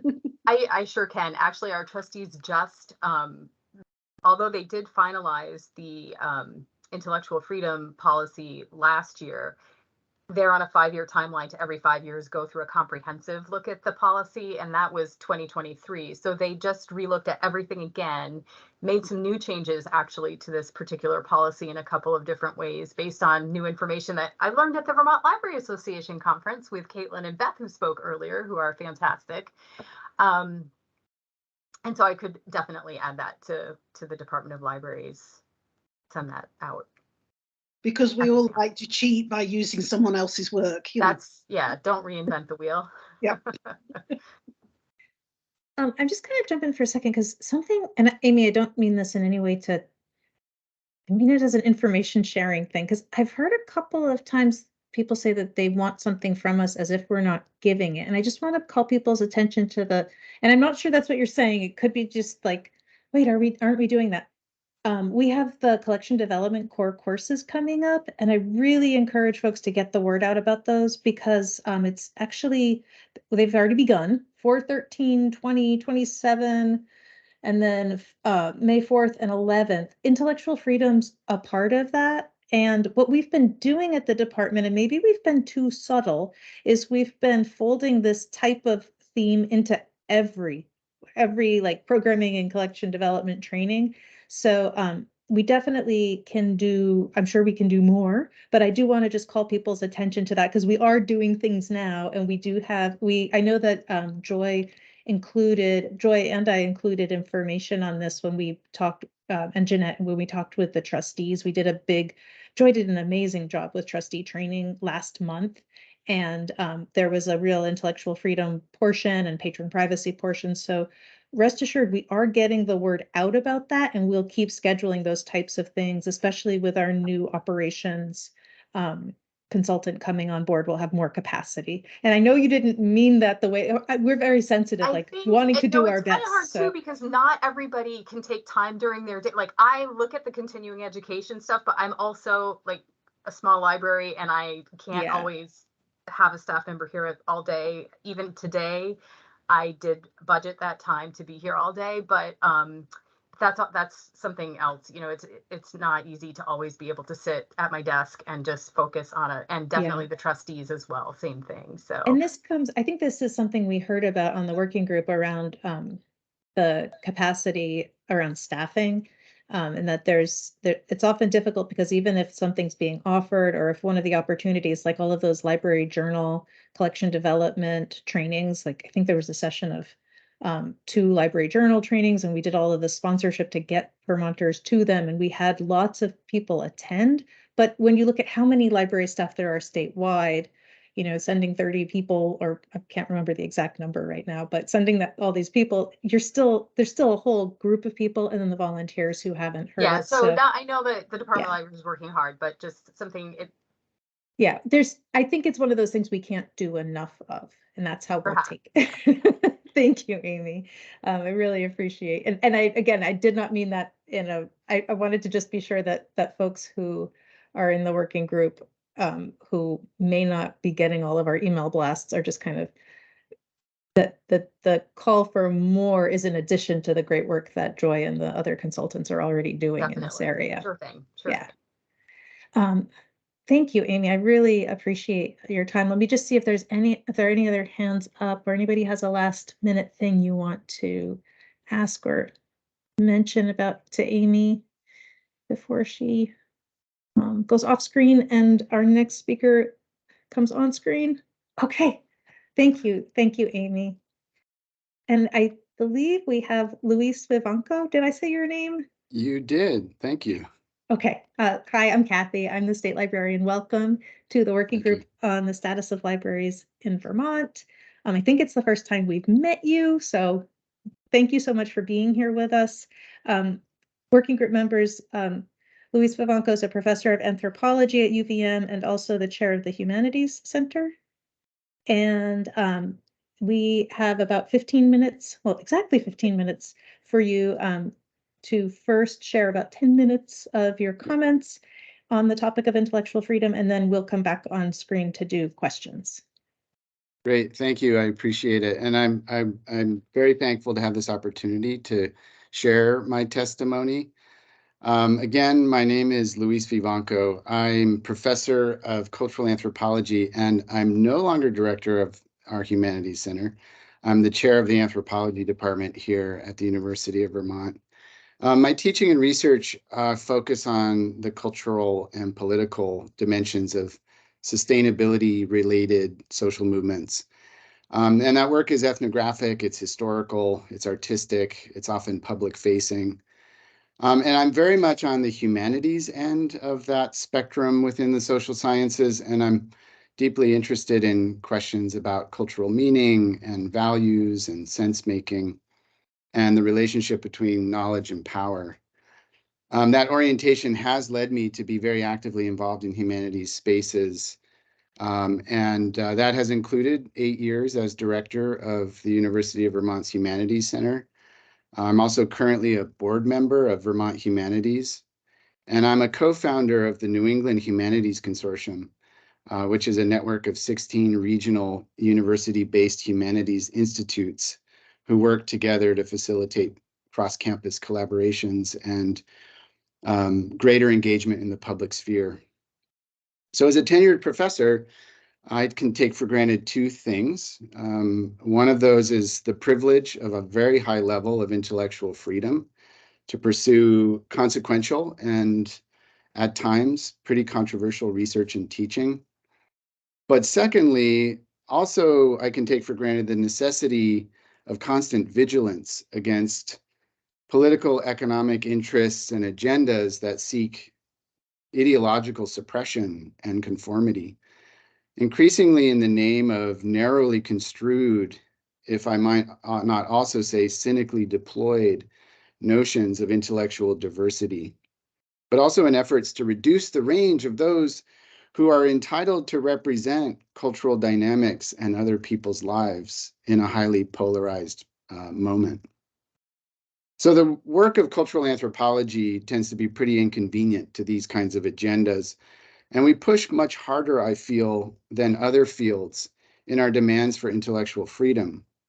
As the great 20th century anthropologist Clifford Geertz once commented, we anthropologists are merchants of astonishment. And he declared, looking into dragons, not domesticating or abominating them, nor drowning them in vats of theory, is what anthropology has been all about. We have, with no little success, sought to keep the world off balance, pulling out rugs, upsetting tea tables, setting off firecrackers. It has been the office of others to reassure, ours to unsettle. These words are, in contemporary parlance, trigger warning, because the goal here is to challenge comfortable truisms and universalisms about what it means to be human, and to forge a deeper appreciation of the fundamental plasticity and variability and plurality of the human condition. In this regard, anthropology can be inconvenient to all kinds of political agendas, conservative and progressive. I recognize that libraries would have a much harder distinction or much harder time making a similar declaration of their own because they straddle complicated lines here. On the one hand, we expect them to occupy positions of civilizational reassurance in their collections and programming. We do count on them as repositories of important historical, intellectual, and cultural benchmarks that are foundational to American life that extends back thousands of years before the foundation of this country. But at the same time, I would say that librarians are also close allies of mine and of anthropology's in efforts to unsettle taken for granted assumptions, challenge ethnocentrism, address blatant injustices, and promote cultural diversity. Librarians are deeply involved in efforts to decolonize collections and archives and to incorporate anti-racist pedagogies into their programming.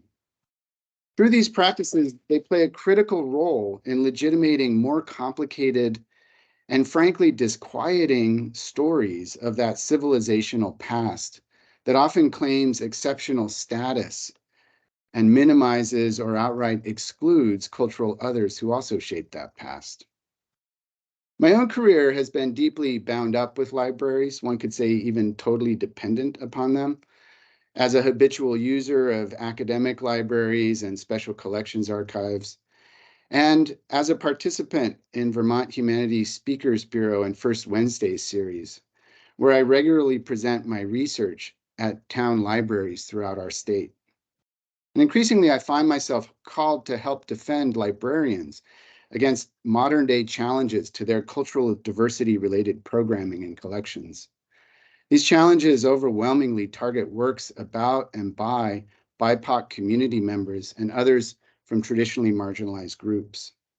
These challenges are based on pernicious and contradictory ideologies that invoke rhetorical claims of defending intellectual freedom as they radically reduce the range of those who are deemed eligible, authors, creators, readers, any other interested party, to actually exercise that freedom. In higher education, we see these attacks increasingly couched within broader efforts to delegitimate and eliminate diversity, equity, inclusion, and justice initiatives and offices. In numerous states, we're tracking Orwellian proposals that are emerging under the banner of intellectual freedom and viewpoint diversity that require campus-wide surveys to ensure that competing ideas and perspectives are represented in the campus classroom. Now, I chuckle at the very basic misunderstanding of the yawning epistemological gaps that exist in universities and colleges that I have to navigate all the time, not to mention the ways that as extremely conservative institutions, how universities and colleges perpetuate structures of power and privilege. But that, of course, is not their point. It is quite simply to insert narrow ideological and political agendas into classrooms. We're also seeing the chilling effects of a form of academic vigilantism in which students are empowered and encouraged to make audio recordings of their professors' lectures without permission to ensure fair and balanced coverage. This practice undermines not only the intellectual property rights of faculty, but also their discretion to shape and control the academic environment, where one of our central goals is often to cultivate in very deliberate ways the same practices of respectful and compassionate discourse on which intellectual freedom, not to mention our country's democratic aspirations, greatly depend. Of course, these are matters of tremendous consequence to librarians as well, as their collection and archiving practices are, or soon will, come under increased scrutiny from politicians and their allies, seeking ways to eliminate freedom of thought in the name of intellectual diversity.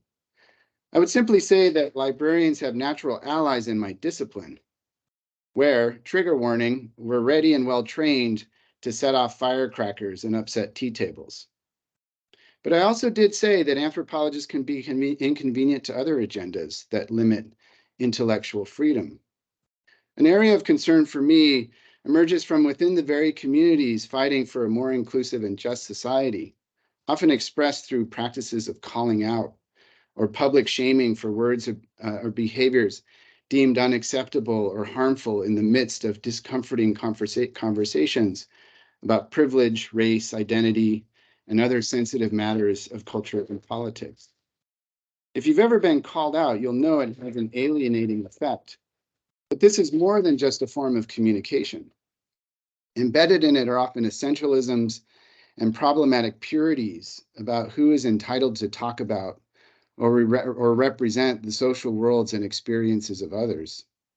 As a middle-class American male, a descendant of a Chilean immigrant, what right do I have to represent the lives of rural Zapotec Indians from southern Mexico? Something on which I've been called out. Calling out can be justified to challenge provocateurs, as well as those who hold the levers of political power. But when divorced from context and complexity, and often the deep collaboration and compassion in relationship that is encompassed in cultural research and work, they narrow the kinds of explorations that are possible. They make people hesitant to speak up, to ask questions, to test their learning. Calling in, as the great social justice activist Loretta Ross calls the alternative, is not about policing and weaponizing suffering, but it's about bringing people in to create space for listening and dialogue across differences. This, of course, is another place where libraries straddle a difficult line, no less challenging given the political polarization affecting our country. But libraries in their best form have always been spaces for calling in. I hope they remain that way. In conclusion, I'd like to share with you a summary of how I've been thinking about culture after 30 years of research, thinking, teaching, and writing about it. And it's this. Across the world, different societies have variable levels of tolerance for change and ideas about what makes them thrive. These ideas are influenced by many different kinds of factors, touching on belief systems, how they organize their social relationships, how their institutions work, among others. I guess I would say that at the heart of our own notion of what we think makes our culture thrive is the freedom we have as individuals and members of social groups to explore worlds, lives, experiences, and ideas that include our own individuality, but also transcend it. A freedom that libraries play a central role in protecting. And I can tell you that my own ability to set off firecrackers completely depends on it. Thank you very much.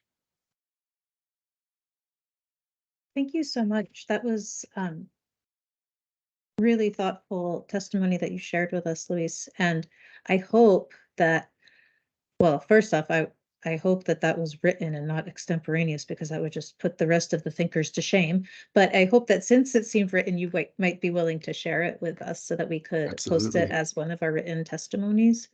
I'd be very happy to. Thank you. So, working group members, we have just a couple of minutes to ask Luis questions about what he shared with us today, or comment on his thoughts. One element that I wrote down and want to make sure makes it into the minutes is that libraries in their best form have always been spaces for calling in. That I appreciate that you see libraries in their best form that way, and it's really interesting to hear about the overlap in the field of anthropology and our work that we do in libraries, and some of the challenges that we've talked about a bit today already with some of the prior speakers. Do we have any folks? Jeanette Bear, yeah. Okay, I can't resist. Hi, Louise. I was wondering if you could comment on what your thoughts would be if there was a proposal to wholesale empty the UVM library, similar to what was recently proposed with the state college libraries. I guess my immediate knee-jerk reaction is I would go straight for the pitchfork and fire torch. I think that libraries are at the very heart of how universities function. There's often a big disconnect between the ways senior administrators think about the functions of the university and the actual day-to-day life of the university. This is another one of those yawning gaps. And I would say that if the faculty did not lead the charge to protect that library, it would be a completely dead institution at that point. But my sense is that in spite of all the battering that our profession has been taking, including the undermining of tenure, even here in Vermont, that there would be a great mobilization because, while not everybody uses libraries in the same ways, that is more than just a symbolic center of intellectual freedom. It is a functional member of the operations of research and of teaching. And so you can't do effective research and teaching without access to a very good, vibrant library system on campus, because interlibrary loan is fantastic, but unless you can meet with a librarian when you're searching for materials, unless you can access on hand or as quickly as possible materials that you need for teaching or research, then you're really starting to see slippage in the functionality of the library. And that, again, that's not to say that interlibrary loan isn't amazing. I mean, we rely on it very, very heavily here. We have to because of budgetary limits. But I do feel like that is more than just a symbolic heart of the campus. Thank you. Thank you. Denise Hersey? Hi, thanks. I just wanted to follow up on that comment. Working at the UVM libraries, we obviously did not, we don't have the same problem that the state library system has, but I just wanted to reiterate what I think most people know is that, our budgets are basically flat and with inflationary rates for our products. And this kind of ties back to what we were discussing earlier with the state library system too. We will be canceling things. We already canceled the large Elsevier package a while back, but we are projecting out in the next couple of years, and there are going to be some really seriously difficult decisions we'll have to make about what we can retain going forward. And I think everyone knows that the state does not really financially support the university system in the way many other states do. So yeah, we're kind of all taking it, but in a silent way behind the scenes. So there are a lot of things we can't do to diversify our collection because we can't even keep what we have, let alone engage in that. Yeah, thank you, Denise. I will just scream out loud that I experienced this as a chair of a department where journals that we use are being canceled, not because they're not great journals, it's because of financial limitations. But also being a faculty member here for 25 years, I've seen a real, not just flatlining, but a decline given all the inflation and so on. So. Well, working group members, put a pin in those ideas for our conversation after the community comments this afternoon, as far as recommendations of the working group. Andy Kolovos, do you have like tiny little snippet of a thought, because we're really out of time, but Totally, I'll be super quick. I just wanted to thank Luis, as an ethnographer, folklorist, and public humanist myself, appreciated an anthropological and ethnographic and culturally framed perspective on these issues. So thank you. Thank you, Andy. Thank you so much for being with us today, Luis, and for sharing your written comments with us. We'll get those posted. I'd like to dive a little deeper and reread them. And our next, thank you so much. Thank you. Our next speaker is here, and that's Elijah Hawks. And Elijah, it's nice to meet you. I'm Kathy Delnow. I'm the state librarian. Welcome to the working group. I understand that you are with the Upper Valley Educators Institute, and I will leave it to you to introduce yourself more. And you'll have about 10 minutes to share comments with our group, and then we'll do Q&A for 5 minutes or so. Okay, thank you. Nice to be here. Thanks for the opportunity to speak to this working group at your special meeting focused on intellectual freedom. My testimony concerns the importance of diverse collections in libraries, and particularly the impacts on particular groups when libraries are limited, and more specifically, how these topics relate to the work of educators in our public schools. As noted in the American Library Association's press release of March 22nd, it is in our school libraries, classroom libraries, or school curricula where a majority of recent book challenges have found their targets. I've worked in public schools for the majority of my career, first as a teacher and then a principal in New York City, and then more recently, 10 years as principal of Randolph Union here in Vermont. And now I'm in my second year as director of leadership programs at the Upper Valley Educators Institute. So I work with people who are becoming principals in Vermont and New Hampshire and people who are becoming licensed teachers. So I'm preparing people to become school leaders, and my work is about how those school leaders support the professional learning of educators in their schools. We all want schools to improve, and this involves the ongoing learning of educators. So I wanted to consider how a book ban might impact the learning of educators. And I'll draw from my own practice a bit. Earlier this year, I taught a class to principal candidates at UVEI and gave them choices of some texts to read and discuss in small groups. This is similar to the kind of work I might do leading faculty work at school. One text was an essay written by a young person with disabilities about his experience in elementary, middle, and high school. And the future school leaders I was working with were asked to reflect on how the story connects to their own experiences as students or to the students in schools that they have known. It is useful for educators, many of whom didn't struggle in school as students, to read the perspectives of those who have. A second text that I offered to these folks was Indian Camp, a short story by Ernest Hemingway. It's about, in my estimation, a divided society in which a white doctor's son watches a Native American child be born into the harshest of poverty. And I asked the educators to imagine that both of these children, the white doctor's son and the Native American child, are attending their school, and to ask them what their school needs to do for these children and what the society needs these children to gain from their schooling. The third text that I offered people to choose from was a poem by Audre Lorde called "Every Traveler Has One Vermont Poem." In this poem, a Vermont boy on a tractor shouts a racial slur at a Black woman who's passing on the road, and a second boy on the tractor watches this happen. I tell the future school leaders that in their school faculty, there are probably adults who have at some point in their lives used a racial slur, and probably people on their staff who have been bystanders and heard such slurs. And there probably are people who have been the target of slurs, maybe racial slurs, maybe slurs that dehumanize other groups. The prompt I then offer is asking them to consider the diverse backgrounds of the educators who may be on their faculty and what it means to work with that faculty when you're centering matters of equity, anti-racism, and democracy in your schools, which obviously has become a strong priority for many institutions in recent years, and for some many years longer than that. Each of these texts, like countless others, offers opportunities for learning, reflection, and growth.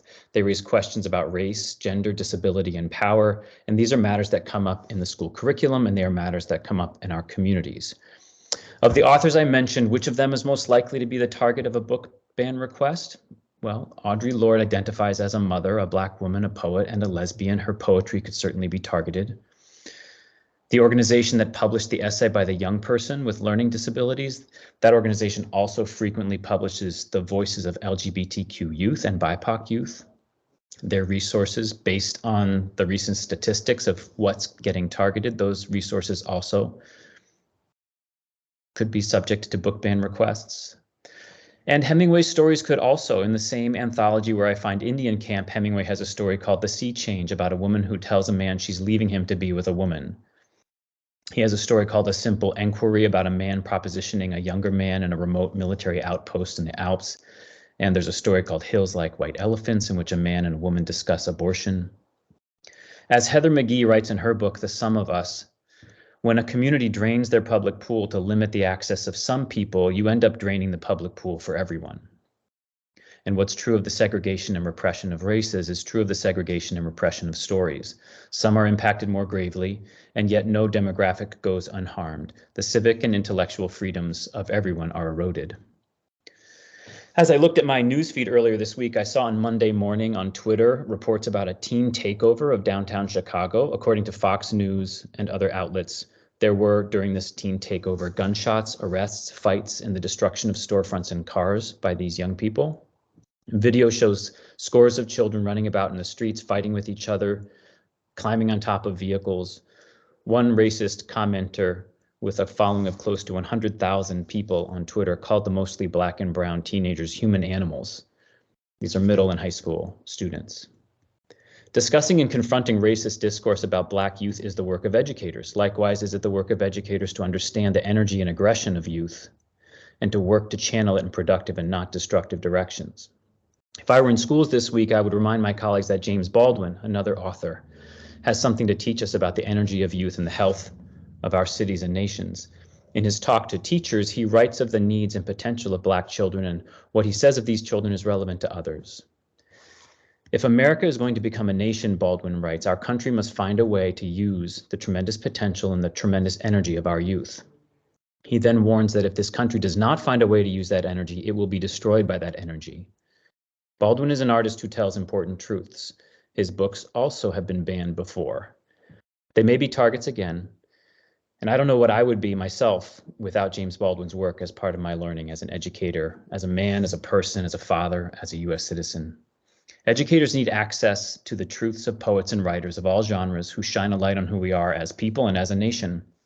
Agree or disagree with an author, the intellectual freedom to wrestle with their vision and consider their story is essential to the learning and growth of educators, which is essential to our capacity to support the learning of students in a pluralistic democracy. I have two recommendations for this working group and other entities to consider. First, Vermont has proficiency-based graduation requirements already on the books, which align expectations across grades up and down from K to 12, and they require learning from and about a diverse array of people and perspectives. Schools and district leaders, as well as librarians and teachers, should know that these expectations are in place. For instance, one of Vermont's proficiency-based graduation requirements in social studies at the grade 5 level expects students to, quote, identify the beliefs, experiences, perspectives, and values that underlie their own and others' points of view about civic issues. A proficiency-based graduation requirement in English requires students to respond thoughtfully to diverse perspectives, synthesize comments, claims, and evidence made on all sides of an issue, resolve contradictions when possible, and determine what additional information or research is required to deepen the investigation or complete the task. Both of those standards require a robust collection of books and other resources in order to broaden the perspectives that students are being asked to consider. In addition to reminding schools of what the state already expects schools to be doing, we can prepare educators, school boards, librarians, and others with strategies for hearing complaints, strategies for hearing concerns from members of the community about what we teach and what's in our book collections. In today's polarized society, there are worse and better ways to respond to such concerns or complaints. The American Library Association has a lot of useful resources. I've just recently become familiar with them on their website that could be shared across the Vermont education community with the professional associations of school boards, superintendents, principals, as well as librarians and others. There are general preparedness tips. There are how to respond to concern tips. There are articles about how to prepare school boards who might receive book ban requests, and resources to help librarians and administrators respond to questions about their collections from parents and others. So in summary, my two recommendations are we should support educators in doing what's already expected of us when it comes to valuing a diversity of perspectives in our libraries and other contexts for learnings. And second, help schools and libraries thoughtfully prepare for concerns that may come our way using the solid resources from the American Library Association and others. And those are the thoughts I have to share. Thank you. Thank you so much, Elijah, for sharing, for preparing these comments and then for sharing them with us today. Like the last set of comments and some of the others we've heard today, I would really like to post these, your written remarks on the working group's webpage, and then that will help us to reflect back on them with accuracy and share them with the broader library community. So if you could email those over to us, we can get them posted, and that would be really helpful. Thank you for preparing it and for such a rich body of comments. So I'm going to turn it over to members of the working group. Please come on camera if you are able, and share any questions or thoughts with Elijah. Questions for Elijah? Jeanette, did you have? Or you're just on screen to be on screen. That's cool too. It's always nice to see faces.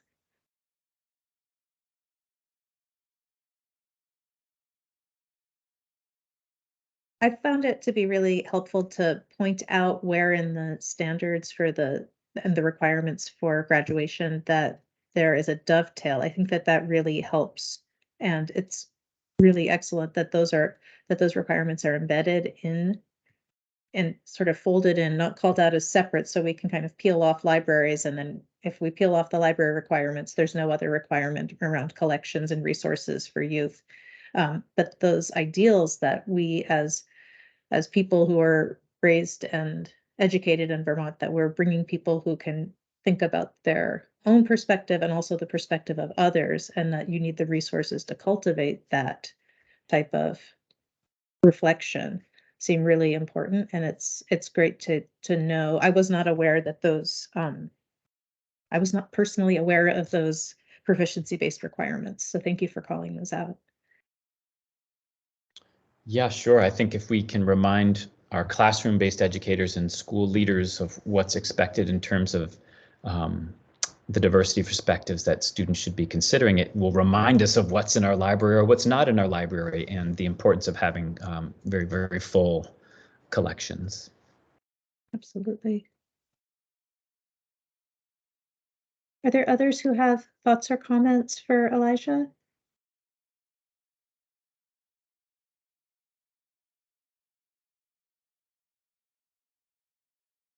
I think just I keep having thoughts and comments. I took lots of notes, so I'll come up with another one before we call on our next speaker, who's one of our group members. It's interesting, we think of the American Library Association and we think of our Vermont Library Association and School Library Association. Those are resources that I think we think of for library professionals. And we don't always think of them as things that we can have for others. And Christopher just came on screen. He's our next presenter, but a couple of people back, we were just talking about the idea of more public programming around concepts of intellectual freedom and concepts of diversity in collections. And I think that there is this gulf between what the community thinks that they want, which is an informed citizenry. We want people who have a broad education, who are empathetic, who can relate well with others, and who can kind of be thinkers in the world. And then what does that look like in our library collections? There's not necessarily an understanding that you need the broad collection to yield that Vermonter, so there's a little bit of a public education piece that I'm realizing is here, and sharing some of the resources with the community about the concepts of intellectual freedom in an engaging way. I think that could be an area that we pursue more. Yeah. I also think some of the ALA recommendations for how to conduct public meetings, how to handle even a mundane request for information about what's in one's collection, all of that can, I think, require for school leaders and librarians, school board chairs and others, require us just a fresh consideration of best practice in that regard, especially in a polarized landscape where people will come in guns blazing, metaphorically. So it just helps us to sort of know what's our policy, what's our procedure, how do I handle this complaint, just like I handled the complaint I got yesterday, in very deliberate ways. I thought there was some really good guidance on the ALA site with that stuff in mind. I put links in my testimony, so I'll share it back. Great, that would be really helpful. And some of the presenters this morning reminded us that the right to petition is equally important to the right to have the ideas to begin with. So the petitioning of your government, it's I think it was Kelly McCagg, one of our committee members, who said, "Oh, I can think of it differently now. When they come to me with a challenge, it's like, look, a person exercising their rights. Like it's a kind of it's good. Like they're doing the thing they're supposed to do. They're being an engaged citizenry. They're going to go through our process. We'll see how it comes out. They're raising ideas too. Like rather than the adversarial relationship, having more of a neutral stance to it, because you have the training and the procedure and the policy behind you, and you have the law behind you, and you feel maybe less threatened and more like you can mediate the engagement. I think that seems like an interesting way to see it too, because in a way, I think we've all been fortifying ourselves a little bit, which creates Yeah. distance with the person who has a perspective about a material and has a concern about it. Yeah, I like that framing. Well, thank you so much. I really appreciate your time. And it's nice to meet you. I'm glad that Christopher brought you along. Christopher had recommended you and some of our other presenters today. Christopher has been really instrumental in helping to line up our host of superstars who we've been hearing all throughout the day, some great thinkers here in Vermont and nationally. So thank you, Elijah, for being here, and thank you, Christopher, for all of your help with today's agenda. And I'm now going to turn it over to our last public comment, community comment of the day, and that is Christopher Kaufman-Ilstrup, Executive Director, Vermont Humanities and Working Group member. And Christopher, you can have your full 15 minutes because I was blathering and cutting into your time. So, And Kathy, thank you so much, but I don't think I will actually need the full 15 minutes. I'm going to try and really get us towards conversation as quickly as possible, because this day has been so incredibly rich and mind expanding for me. I'm just going to try and summarize just a few of the things that I heard today. But first, I guess I also want to acknowledge that days like this, not just today, but many of the other working group days have demonstrated to me over and over and over again what superheroes our librarians are, and how if I could make any recommendation to the legislature, it should be that they buy you all capes and tiaras and recognize you for the superpowers that you have, and being able to have such rich conversations.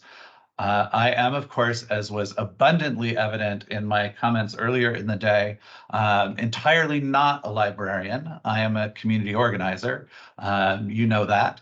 And I admire you deeply, and I really admire hearing from the librarians who have been with us today, who've been so great at helping us kind of lower the temperature a little bit around these conversations. I think that's so important.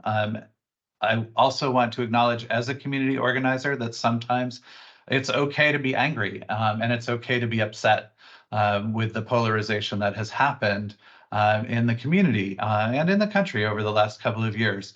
I think the identifying the 5 vectors that came out in John's presentation earlier this morning around the perhaps not so honest motivations of some folks who may be challenging library content or library policies is important.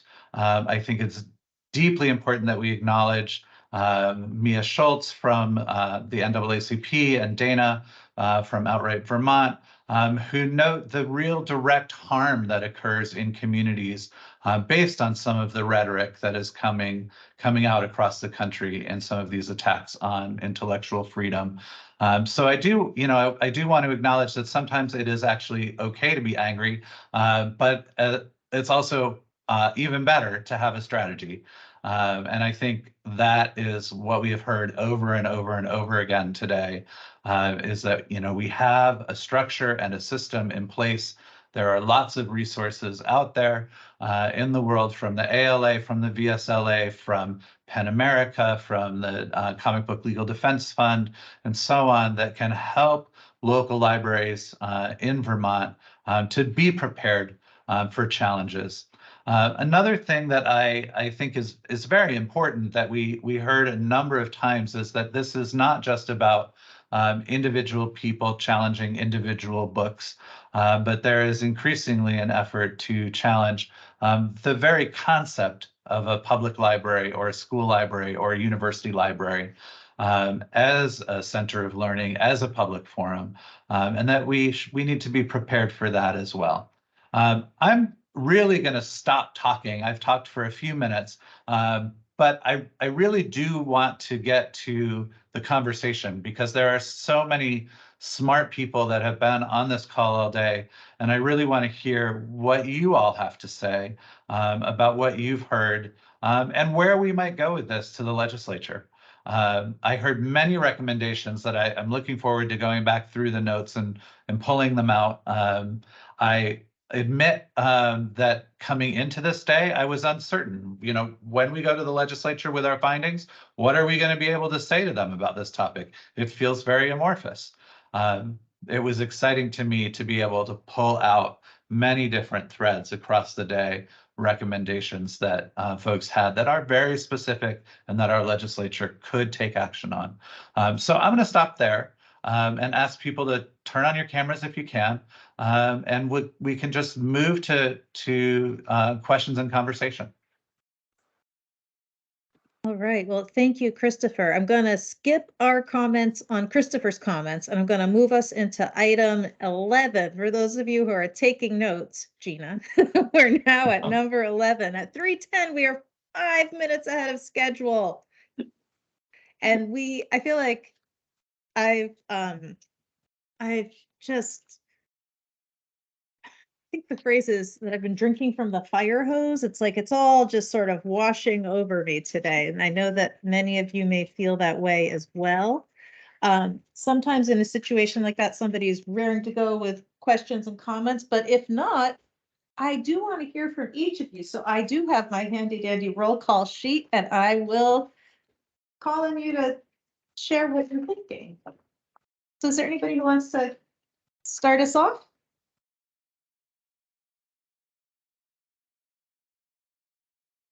Sometimes I pick on Andy, so I'm not going to do that today. I can go. Go, Okay, Andy, I will go. do that today. Andy. I mean, the big thing for me is just thinking in terms of, you know, my role as a library trustee, what we have been doing, what we haven't been doing, and policy around collection development and things like that, that I've never actually looked at. So it got me thinking that it might be interesting to investigate that and then talk with the director and staff members about how that collection policy can be made, can be structured in a way that supports access to information.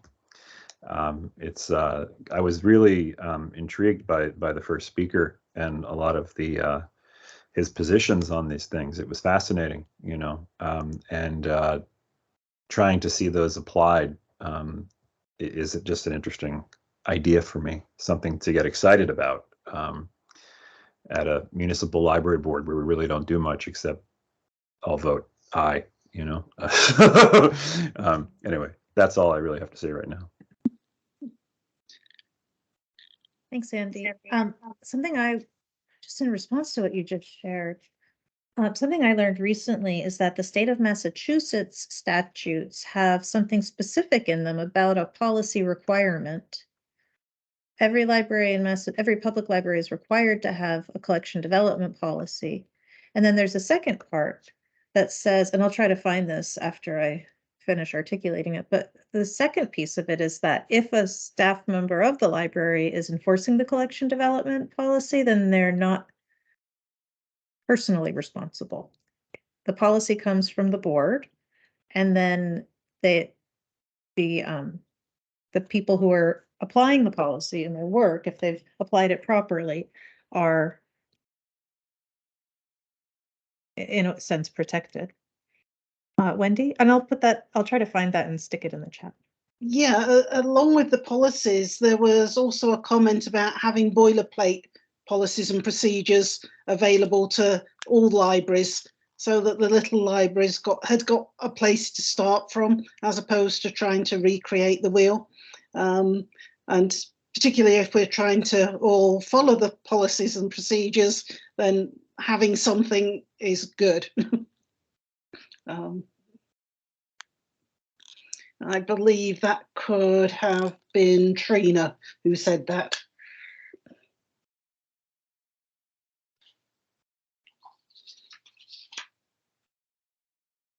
Other thoughts and comments? Other voluntary thoughts and comments? Don't make me call on you. Just jump in, folks, jump in. Denise. So a lot of this had me thinking about something we've been talking about at the UVM libraries, which is decolonizing knowledge or decolonizing information and what that might mean, and how we could work with our colleagues throughout the university system to, at least in our case, create a collection that represents a lot of knowledge that comes out of populations that wasn't collected properly or wasn't shared.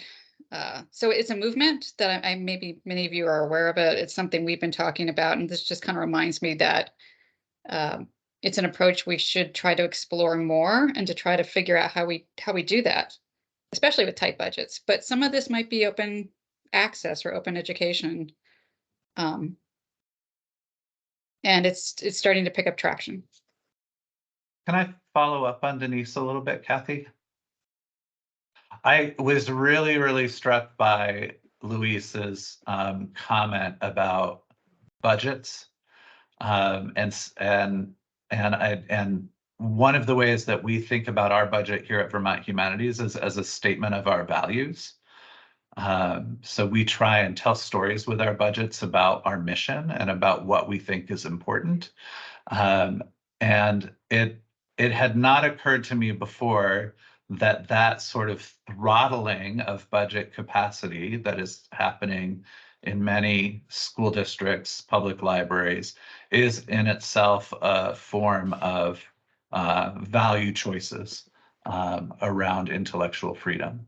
And so that directly relates to the role that the legislature has in supporting and funding pre-K through higher education in the state of Vermont, and it's just worth keeping that thought, I think, in mind as we write these documents, that those budget choices are a statement of values and a statement of how we think about intellectual freedom.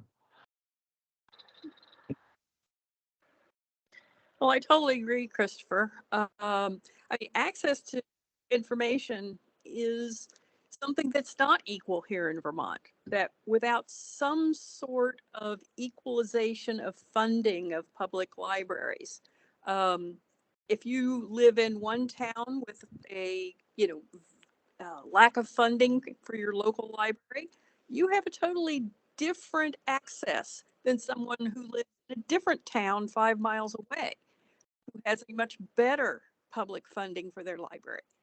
That the whole issue of equalizing funding of Vermont's public libraries, I think, is very much a part of what the working group could suggest to the legislature.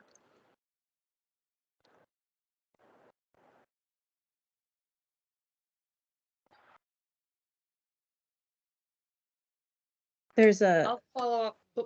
Yeah. I'll follow up on Jeanette's observations there, because I think that's absolutely the most important thing that could possibly happen for Vermont libraries. And different libraries have different funding models, but even in the same library, different trustees can affect that as well. So it's even a library that has good funding could in another year have different trustees with different priorities that would change things pretty drastically. So that's, I think, a really important thing to think about.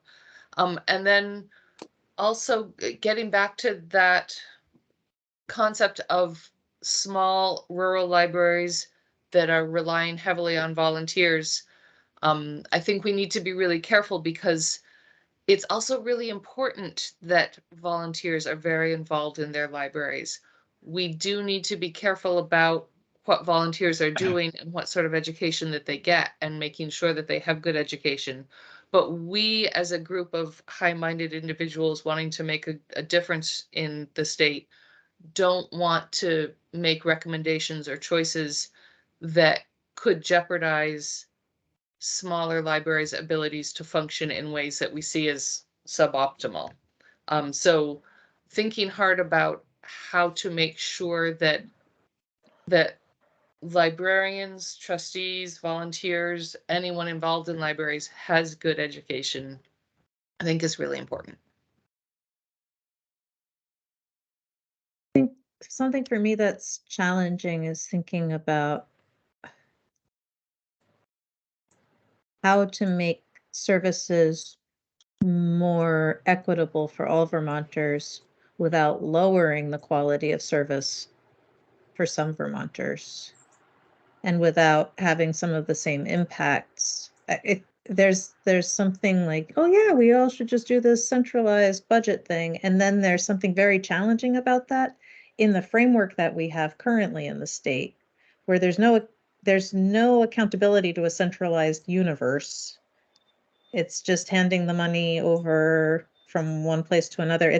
Our system isn't really set up parallel to the schools, and there's been a lot of kind of community trauma around the changes to schools. And that idea sounds very close to that idea around how the school situation got where it got. So there's a part of me that's got, I'm just kind of noting it, just like the prickly hackles on, like, are those hackles on the back of my neck? I'm like, oh, slight danger zone that we're in as a working group. Just calling that out, because it is something we could recommend. It's also something that would require so much more study, and I don't know how to, I'm just going to be frank, I don't know how to study that or to set something up, or how the funding gets moved around, or what. I think that a recommendation could be to continue, maybe, and I don't want to be too nervous, but at the same time, it's like, I would like to see more equal services provided at a higher level. And the highest level services that we see, I don't want to see them brought down. I want to see everybody else raised up. And something concerns me, because the reality is there's a funding gap, right? That there's a huge gulf, a funding gap. And I don't know where that funding comes from for any recommendations we make. And a lot of how the school districts are organized, there's like a middle management type of thing going on with a centralization at the school district level that we just don't have. And we don't want. We want, well, some don't freedom want, but and sometimes I unity. hear how we do want it. So people want it, but not through local tax. And then there's the understanding, like, a state system requires more staff, and there has to be money for that. And that money, it's very, this is a tricky environment to navigate. So I think on the one hand, I love the idea, and then on the other hand, it's like, how would that play out? I don't know. And I don't mean to quiet the conversation. I want you to respond to that. Please don't think I'm saying don't discuss it. Well, and I would also suggest that we not let that derail the intellectual freedom conversation, because we could easily go there, right? Thank you, Christopher. That whole euphemistic notion of local control could send us off into the weeds for a very long time. It's Vermont's original sin. So let me throw another one, another idea out there to get us back into the intellectual freedom realm. Thinking about things that have very little cost potentially, but still might be controversial. I was curious about the different opinions we heard today on the topic of the age. Why is my phone making all that noise? On the age at which someone's library records become actually private versus mom, dad, guardian can see them. Discuss amongst yourselves. Who wants to jump on that one? Wendy. I might not have been the first one. Kelly might have been the first one with her hand up. But anyway, what I'd like to say is, well, the two main differences in that age seem to be coming from two different sides, from the school side and from the public side of libraries. And so I think that has a bearing on what people were thinking about that. Libraries, public libraries, well, as far as our library is concerned, as long as we get our books back, I don't really care what age. If they want to keep their information private, when they're 5 years old, fine. But we just want our stuff back again. No. Thanks, Wendy. Andy? And Kelly's hand is up too. I don't know who was first. I'm sorry. I'm happy to wait for Kelly. Oh, it looks like Kelly was first. Okay, Kelly can go. I'll stop. Okay, I was just going to say, I agree with Wendy. I think there's a big difference between what public libraries and school libraries would like to see. From talking to youth librarians last year and this year, a lot of them would like to see it reduced to at least 12 or 13, so that youth can feel safe checking out materials without having to worry possibly about parents or other caregivers finding out about what they're looking at. So I know that was a big concern for some people.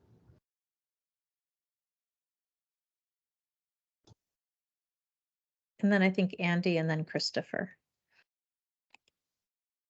Yeah, for me, it's a bit of a complicated issue. I'm a parent. I have 2 kids. Both are avid readers. I don't check up on what they're reading. They are 15 and 13 right now.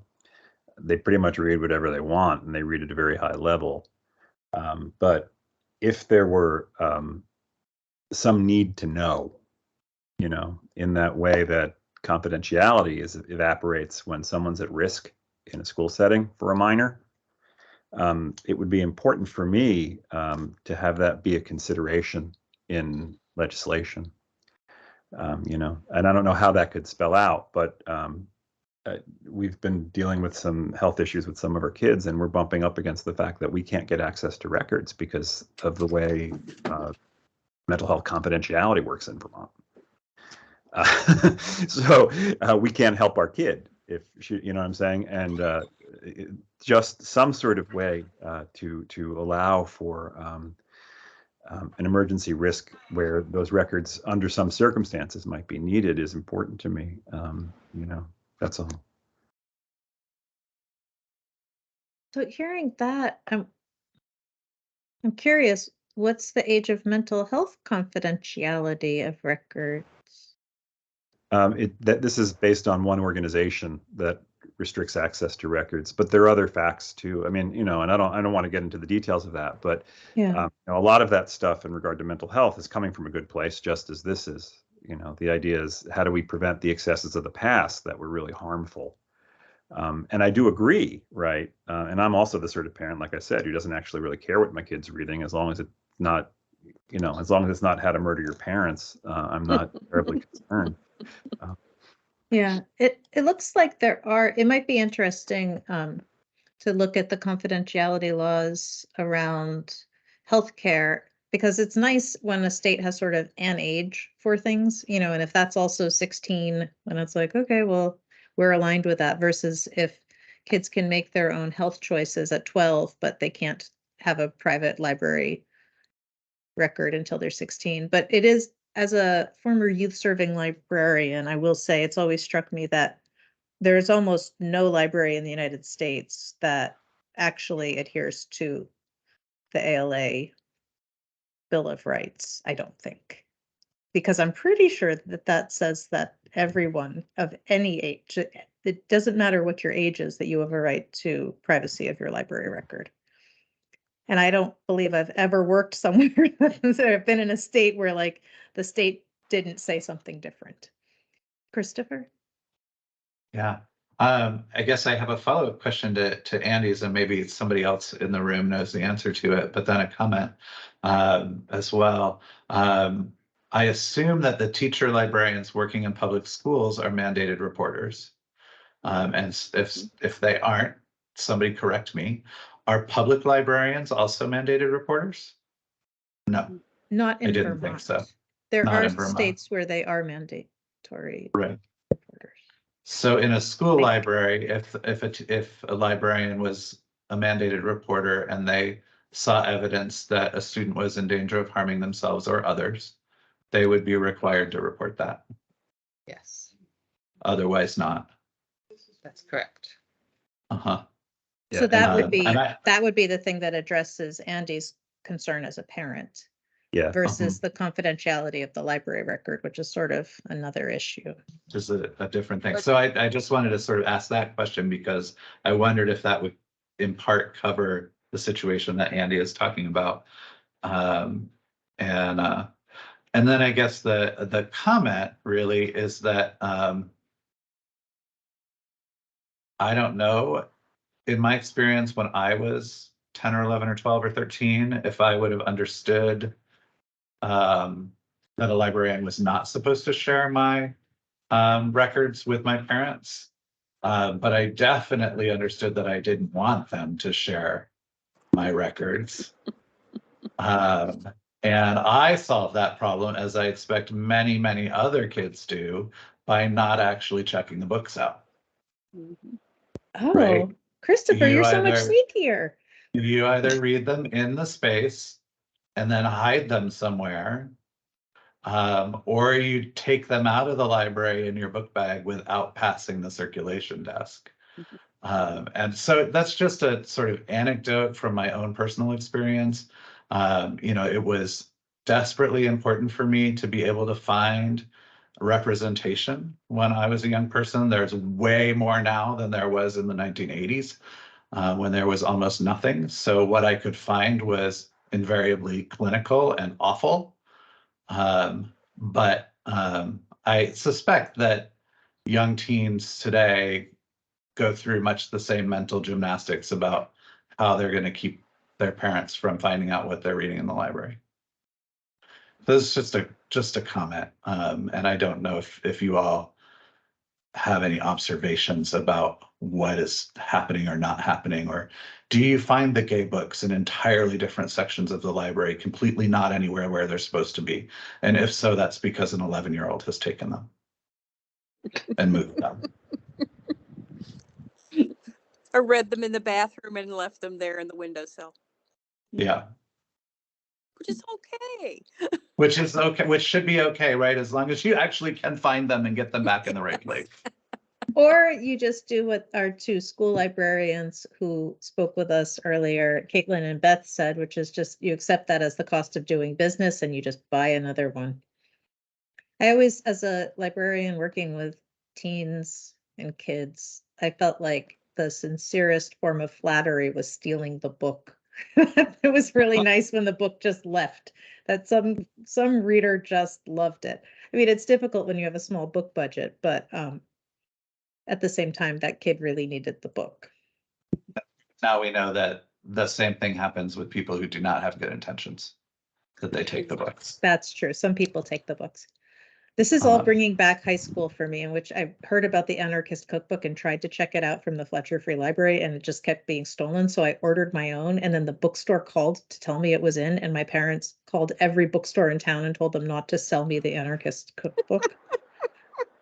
I have a copy if you still need one. I was gonna say, Kathy, do you want mine? I'll bring it right over to you. It was nuts. It was like the Gestapo Del Nao family. They were out to like limit that was the only book I couldn't read. They were okay with Catch-22 in the 8th grade and sent the note that I could do my book report on that, but not the anarchist cookbook.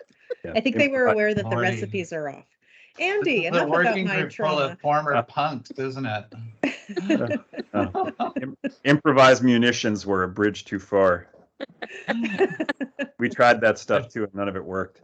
But oh God, I forgot what I was going to say. Oh no, I was just going to say in regard to Christopher's comments that, and then Caitlin, that I love the idea of like a closet in a library that secretly gets filled with all of the queer interest books because they keep getting hidden there and replaced.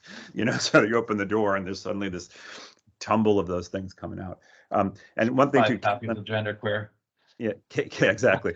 Caitlin, it was my kid's librarian, and she's wonderful. So I was really glad to see her talk. Both of them, one's at ADL and one finished. So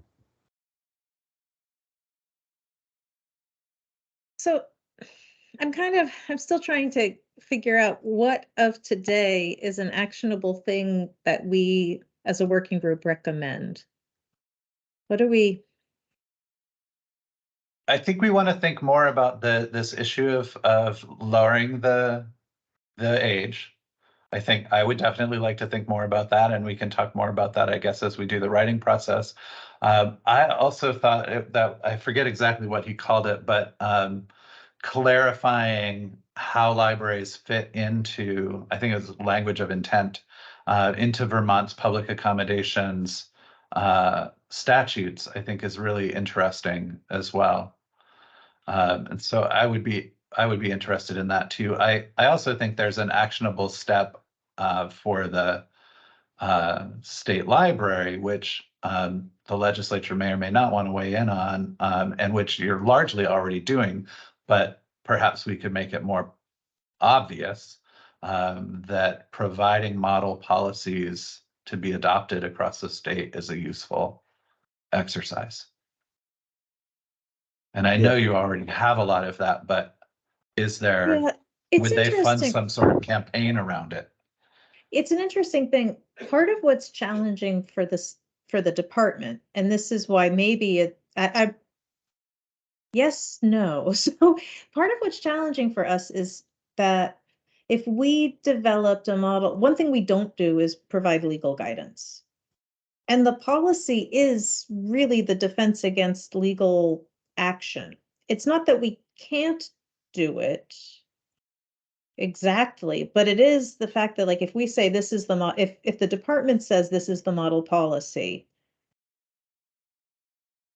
there's a little bit where we're providing legal advice. And that's a little bit tricky. And so what we typically do is point people toward other, because our perspective as the department is different from like the board of an incorporated library or the board of a municipal library. And each of the entities has their own legal counsel, and they may have their own stance on it and their own, Jeanette, they should have their own legal counsel, even if that's a challenging thing. So it's sometimes, sometimes we'll hear from like the Vermont League of Cities and Towns that maybe they can help provide a legal framework for something or a model policy.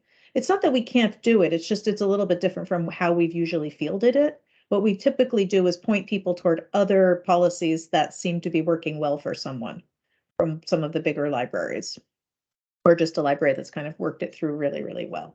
So we do mostly referring. So we do have a page where we kind of point people at some good policies or some effective policies without us having one catch-all policy for everybody. So it's a little bit of a different scope from what we do. It doesn't mean we couldn't do it.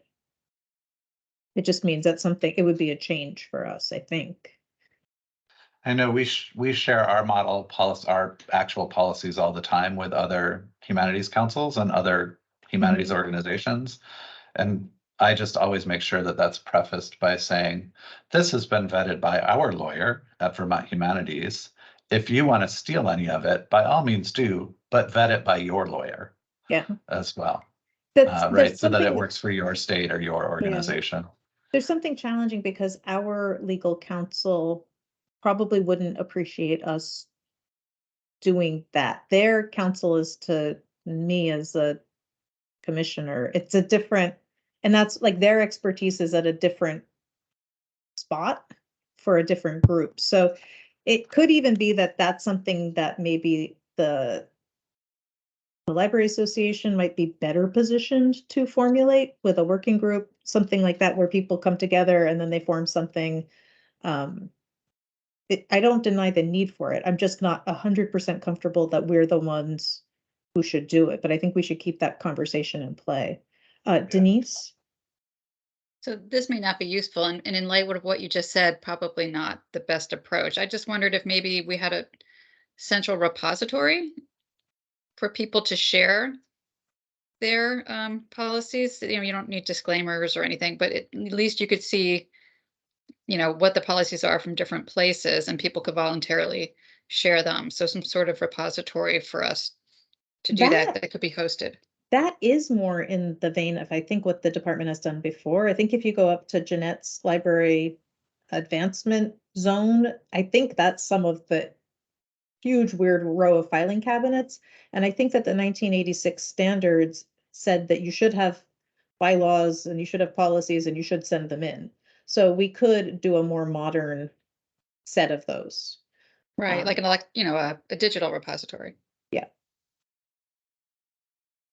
Susan? But you already do have that on the website. Like there are sample policies that you can look at. And I don't think we need model policies. I think the sample policies that are provided are adequate, and each librarian is responsible for figuring out what they need to be aligned with. Here's another incorporated library. No, I needed a municipal library policy. Oh, this library is too large. This one's too small. That's our job to figure out, and you've got that already. Really, the only thing that's missing is what we had in, or to rephrase it, what we had in the past was state consultants who had specific libraries that they had under their wing. They would make sure that we knew that. And now we don't have that. We don't have anyone looking out for us and making sure that we know that. So a new librarian comes along, if they know to reach out to the consultants to ask the right question, they'll get directed to the right thing. But no one's saying, hey, welcome to the library. Here's something you might want to know. Let me direct you. I think that's the only piece that's missing. I think it's all already there. So in one way, the department capacity was, and we'll see this next month in the report, but the department capacity was halved in the past 20 years, and not even that many. And now we do still host regional meetings and things like that, and we often leave it up to people to tell us what to do in the regional meetings or to make their own agenda. Maybe there's one regional meeting that is on like what all the resources are and a refresher on those things. Maybe there's a way to just simply make sure that there's this training that's happening. Because it is challenging. It's like I think that what was going on in the past wasn't quite to statute either, where it was almost like you had a regional manager, but they had no authority to really be doing that. It's a little confusing. Well, from my perspective, it never felt like like the responsibility was never offloaded to the consultant, but the consultant was the first person to seek advice from. Yeah. Jeanette put the link to the current page so folks who aren't familiar with it can take a look at it, that has some model policies on it. Let me look at my people thread. Susan just talked to Andy and then Christopher. Yeah, just to speaking as the trustee, policy is often the role of the trustees. So that's a whole nother area where I think better education probably needs to be done. Not that people will take advantage of it, but that's the one thing we're responsible for at Brownell, municipal library. That's, I just wanted to make that point. That is, that it's not just the librarians, it's the trustees too. Yeah. And Christopher? Yeah, it occurs to me to wonder if there is an organization out there that's specifically charged with supporting library trustees. Does VLA do any of that? Does the Vermont School Boards Association do any of that work? Vermont Principals Association? Who might help do that education of the governing bodies? And where do the resources come from, right? I love the idea of Vermont Humanities doing some sort of public programming around intellectual freedom and the issues that are engaged with it. I think it would be interesting for people to a certain extent, but we're not the ones that are or should be responsible for training public library trustees. But is there somebody out there? There is training for public library trustees. I think I mentioned earlier that because we have a vacant position, Joy Warland just did an onboarding training for all new public library trustees were invited. Just for a sense of scale, just for public library trustees, if each public library board, municipal or incorporated, has 5 members, at least a minimum, you very quickly have, with 185 libraries, math-wise, in knowing some of them have more than 5, we've got over 1,000 public library trustees in the state. It's an enormous group of humans to train, and the training's elective. So another thing that could be looked at, some states require training of trustees. Now, it's hard enough to get trustees. And then if Then you to add force the them to go to requirement, school. then you force them to go to school before they can be sworn in as a trustee. So there is that possibility and apparently Jeanette Schaefer just pinged me at the same time I said other states require trustee training. So we just had a jinx moment. Jeanette, you owe me a Coke. But I think that there is this turnover problem, as Tom is pointing out to me, and we're kind of fighting an uphill battle, and that's why we offer the trustee training. Our operations consultant is the one who is going to be tasked with this, and we're about to get a new person in place. The past 6 months, we've been a little down on staff, but at the same time, Joy's been picking up a ton of slack and our team's kind of moving along. We do need to update a trustee manual at the department, but I don't think this is just the department's work. And I'm going to push back a little bit toward VLA because there is a trustee and friends section. And that is another group that really we need to work together and step up and do some outreach with them. I think it is a challenge to train the trustees. I know VLCT's reached out as well for the municipal libraries about some of the needs that they have to understand the governing structures. It's a little complicated, and that there are 2 types of libraries and that they're funded so differently. There's this whole thing going on. Yeah, Kathy, I just want to say that I would never support a report coming out of this working group that piles all kinds of additional work on the Department of Libraries without saying, and you have to fund this, and this is what it's going to take, right? This is how many staff people they need in order to reasonably do what needs to be done. So I think that has to be part of the conversation. And I guess I've been talking a lot now. I'll shut up. But it also occurs to me that as we write each of the sections, putting that intellectual freedom lens on the section and seeing like what comes into focus, because I think each of those sections about programming and infrastructure, like they're all going to connect to this in some fashion. And it might be good if we said that. Yeah, I think that's a good point. Andy. Is that an old hand? That's an old hand that was lingering. Okay, I have a thing to throw in here. We have some recommendations that people have made to us today, including a rights affirmative pathway to collection development. To Randall Smather's written testimony's point, when you rely on the local board to set the policy and you keep saying local control, local control, local control, and then you know that some people may join boards to take control and limit the rights of others, then you run into an area where the policy could change. So one of the school librarians shared this, that the policy could actually change and the procedures become pretty important. If we go back to our first speaker of the day, John from Every Library, on page 13, I numbered his slides because I was getting overwhelmed. He talks about a rights affirmative pathway to collection development. Looking at the 14th Amendment, and we've heard about this throughout the day from various people, perhaps we should be looking to have, instead of just saying a library needs I'm going to go back to my comment about Massachusetts.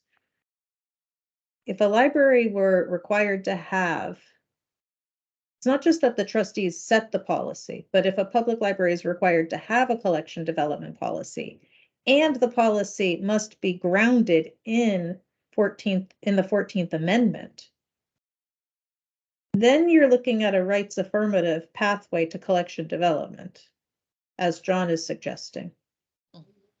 And that, if you look at the Title II of the Civil Rights Act, you're pointing, if you can point out that that we have an obligation as public libraries, as school libraries, as academic libraries, to prohibit discrimination based on federal law, but based on also our state law, which is quite explicit.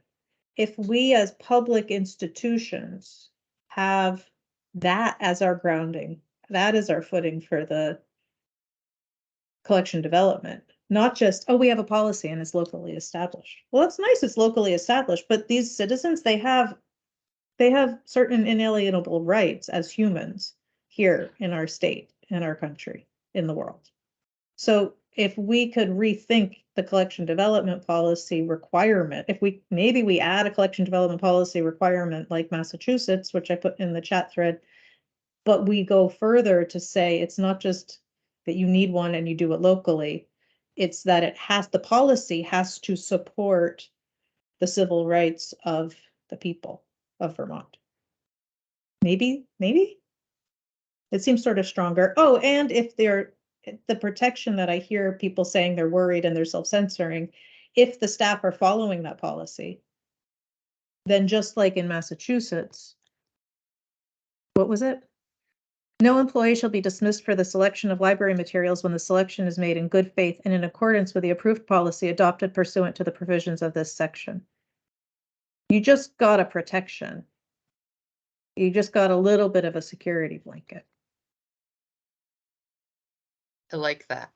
I don't know. I mean, I'm not an attorney. I don't even play one on TV. I'm just here on Zoom or whatever we're in Teams. But like, I think that's kind of where I'm thinking we could make a really strong recommendation that has almost no money attached to it, which those are the most likely to get somebody to do it.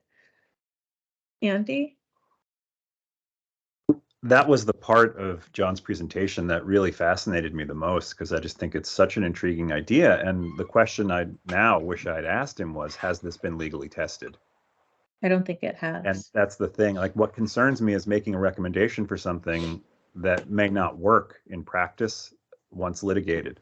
But I just don't know the implications of that. But I love the idea, because I think his argument for it was super compelling.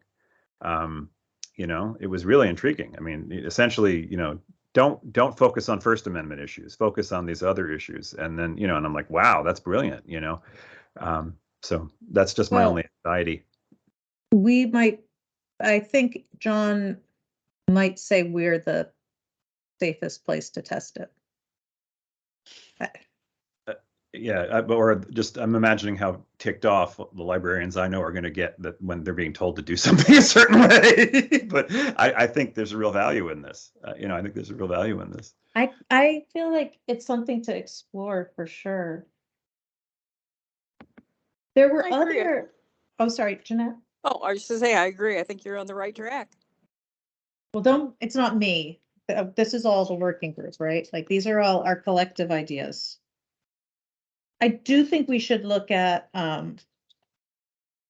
there were two other at least recommendations. One we've touched on. This is from Trina Maggie.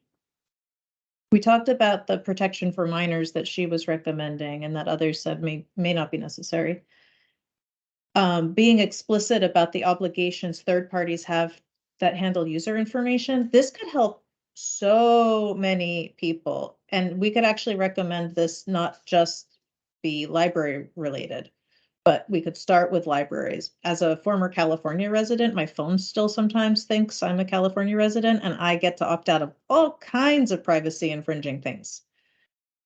In the same way that when I'm going to Italian websites, I have this. The EU, California, there are much different protections for privacy. New Englanders love their privacy, folks. I think we should look at making sure that libraries aren't selling data inadvertently seems important. So the contracts with databases. But I also think there's something here around poking into what protections other people have in terms of privacy in other places. But Trina put some specific obligations related to third parties that handle user information and mentioned the clauses that UVM embeds in their database contracts. We could recommend that be codified. I'm sorry, Jenna. how would that extend to Bywater and the different consortiums here in the state and the multi-library access to patrons' library records?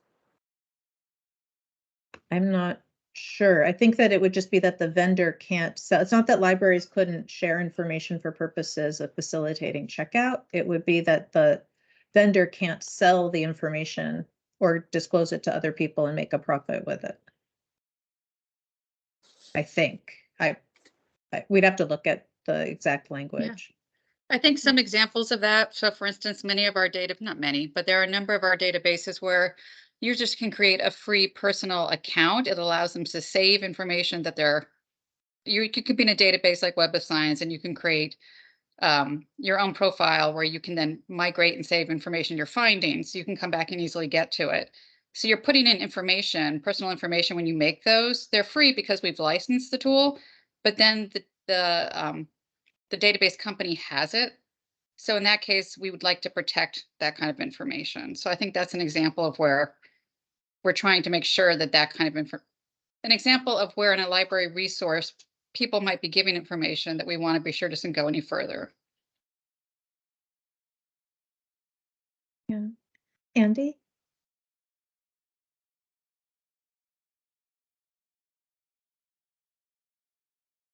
That's an old hand. Oh, okay. I'll just. But you had a comment in the chat. Lowering my hand. I'm sorry, everybody.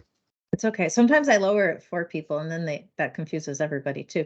But you did have a comment in the chat. Do you want to share that verbally? I mean, not if it's going to derail anything, but you know, this and Essex and Brownell is the one that has a policy for this up on the website. I was part of writing it, but I don't know what the legal requirements are for access to those things. And I was one who was very nervous about installing cameras in the stacks, you know, which the staff wanted because they were afraid, you know.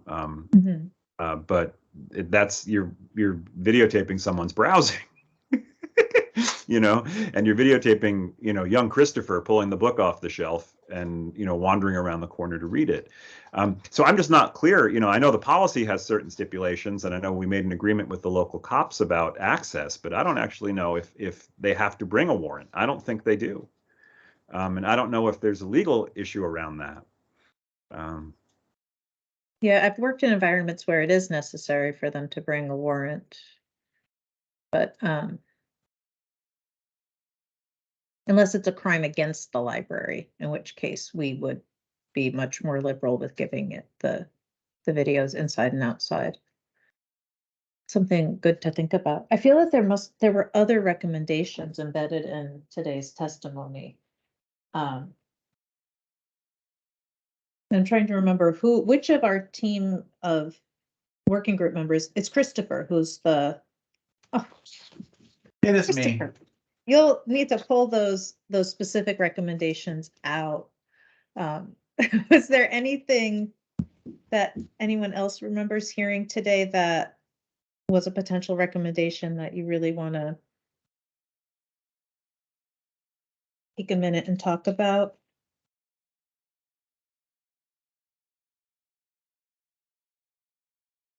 I think Trina's perspective about privacy, just that these intellectual freedom and privacy go hand in hand. And I want to just share, just for the record, intellectual freedom is a really old topic. It doesn't start when the ALA website thinks it starts. It doesn't start when the Wikipedia page thinks it starts. Over lunch, after discussing my strange gluten-free combo type food with others, I was looking at, I'm really dorky. I was looking at an essay titled "What is Enlightenment?" by Immanuel Kant, written in 1784. And I thought, well, this says intellectual freedom in it and how important it is to the informed citizenry. There's also some weird thing about women. Just ignore that at the beginning of it if you read it. But, you know, just about how important it is to have intellectual freedom in order to really have your full human dignity and to be a thinker in the world. And I think Aristotle talked about it too. I mean, this is like an old concept. This is not a new. It goes back to It goes and universities as goes. sanctuaries, right? Right. This is a conversation that's very old. Yeah, and I think that the idea that the idea that we are able to freely share ideas and freely contemplate ideas is really essential to us as humans. And so when we're thinking about any infringement upon that, that is to me of great concern, and I think to everybody in the working group. And I would like, and I actually have to run on time. I've got stuff I've got to do, but I guess my last thought for the day is going back to making sure that we don't forget about the very real harm that is happening to actual young people, particularly, but others as well, who are facing these attacks that are happening on libraries, but are really attacks on people. And particularly young Black and brown people and young trans people. That is something that I think we really can't refute. We can't ignore that. And it's directly in contravention of many, many Vermont laws that people have worked for decades to put in place.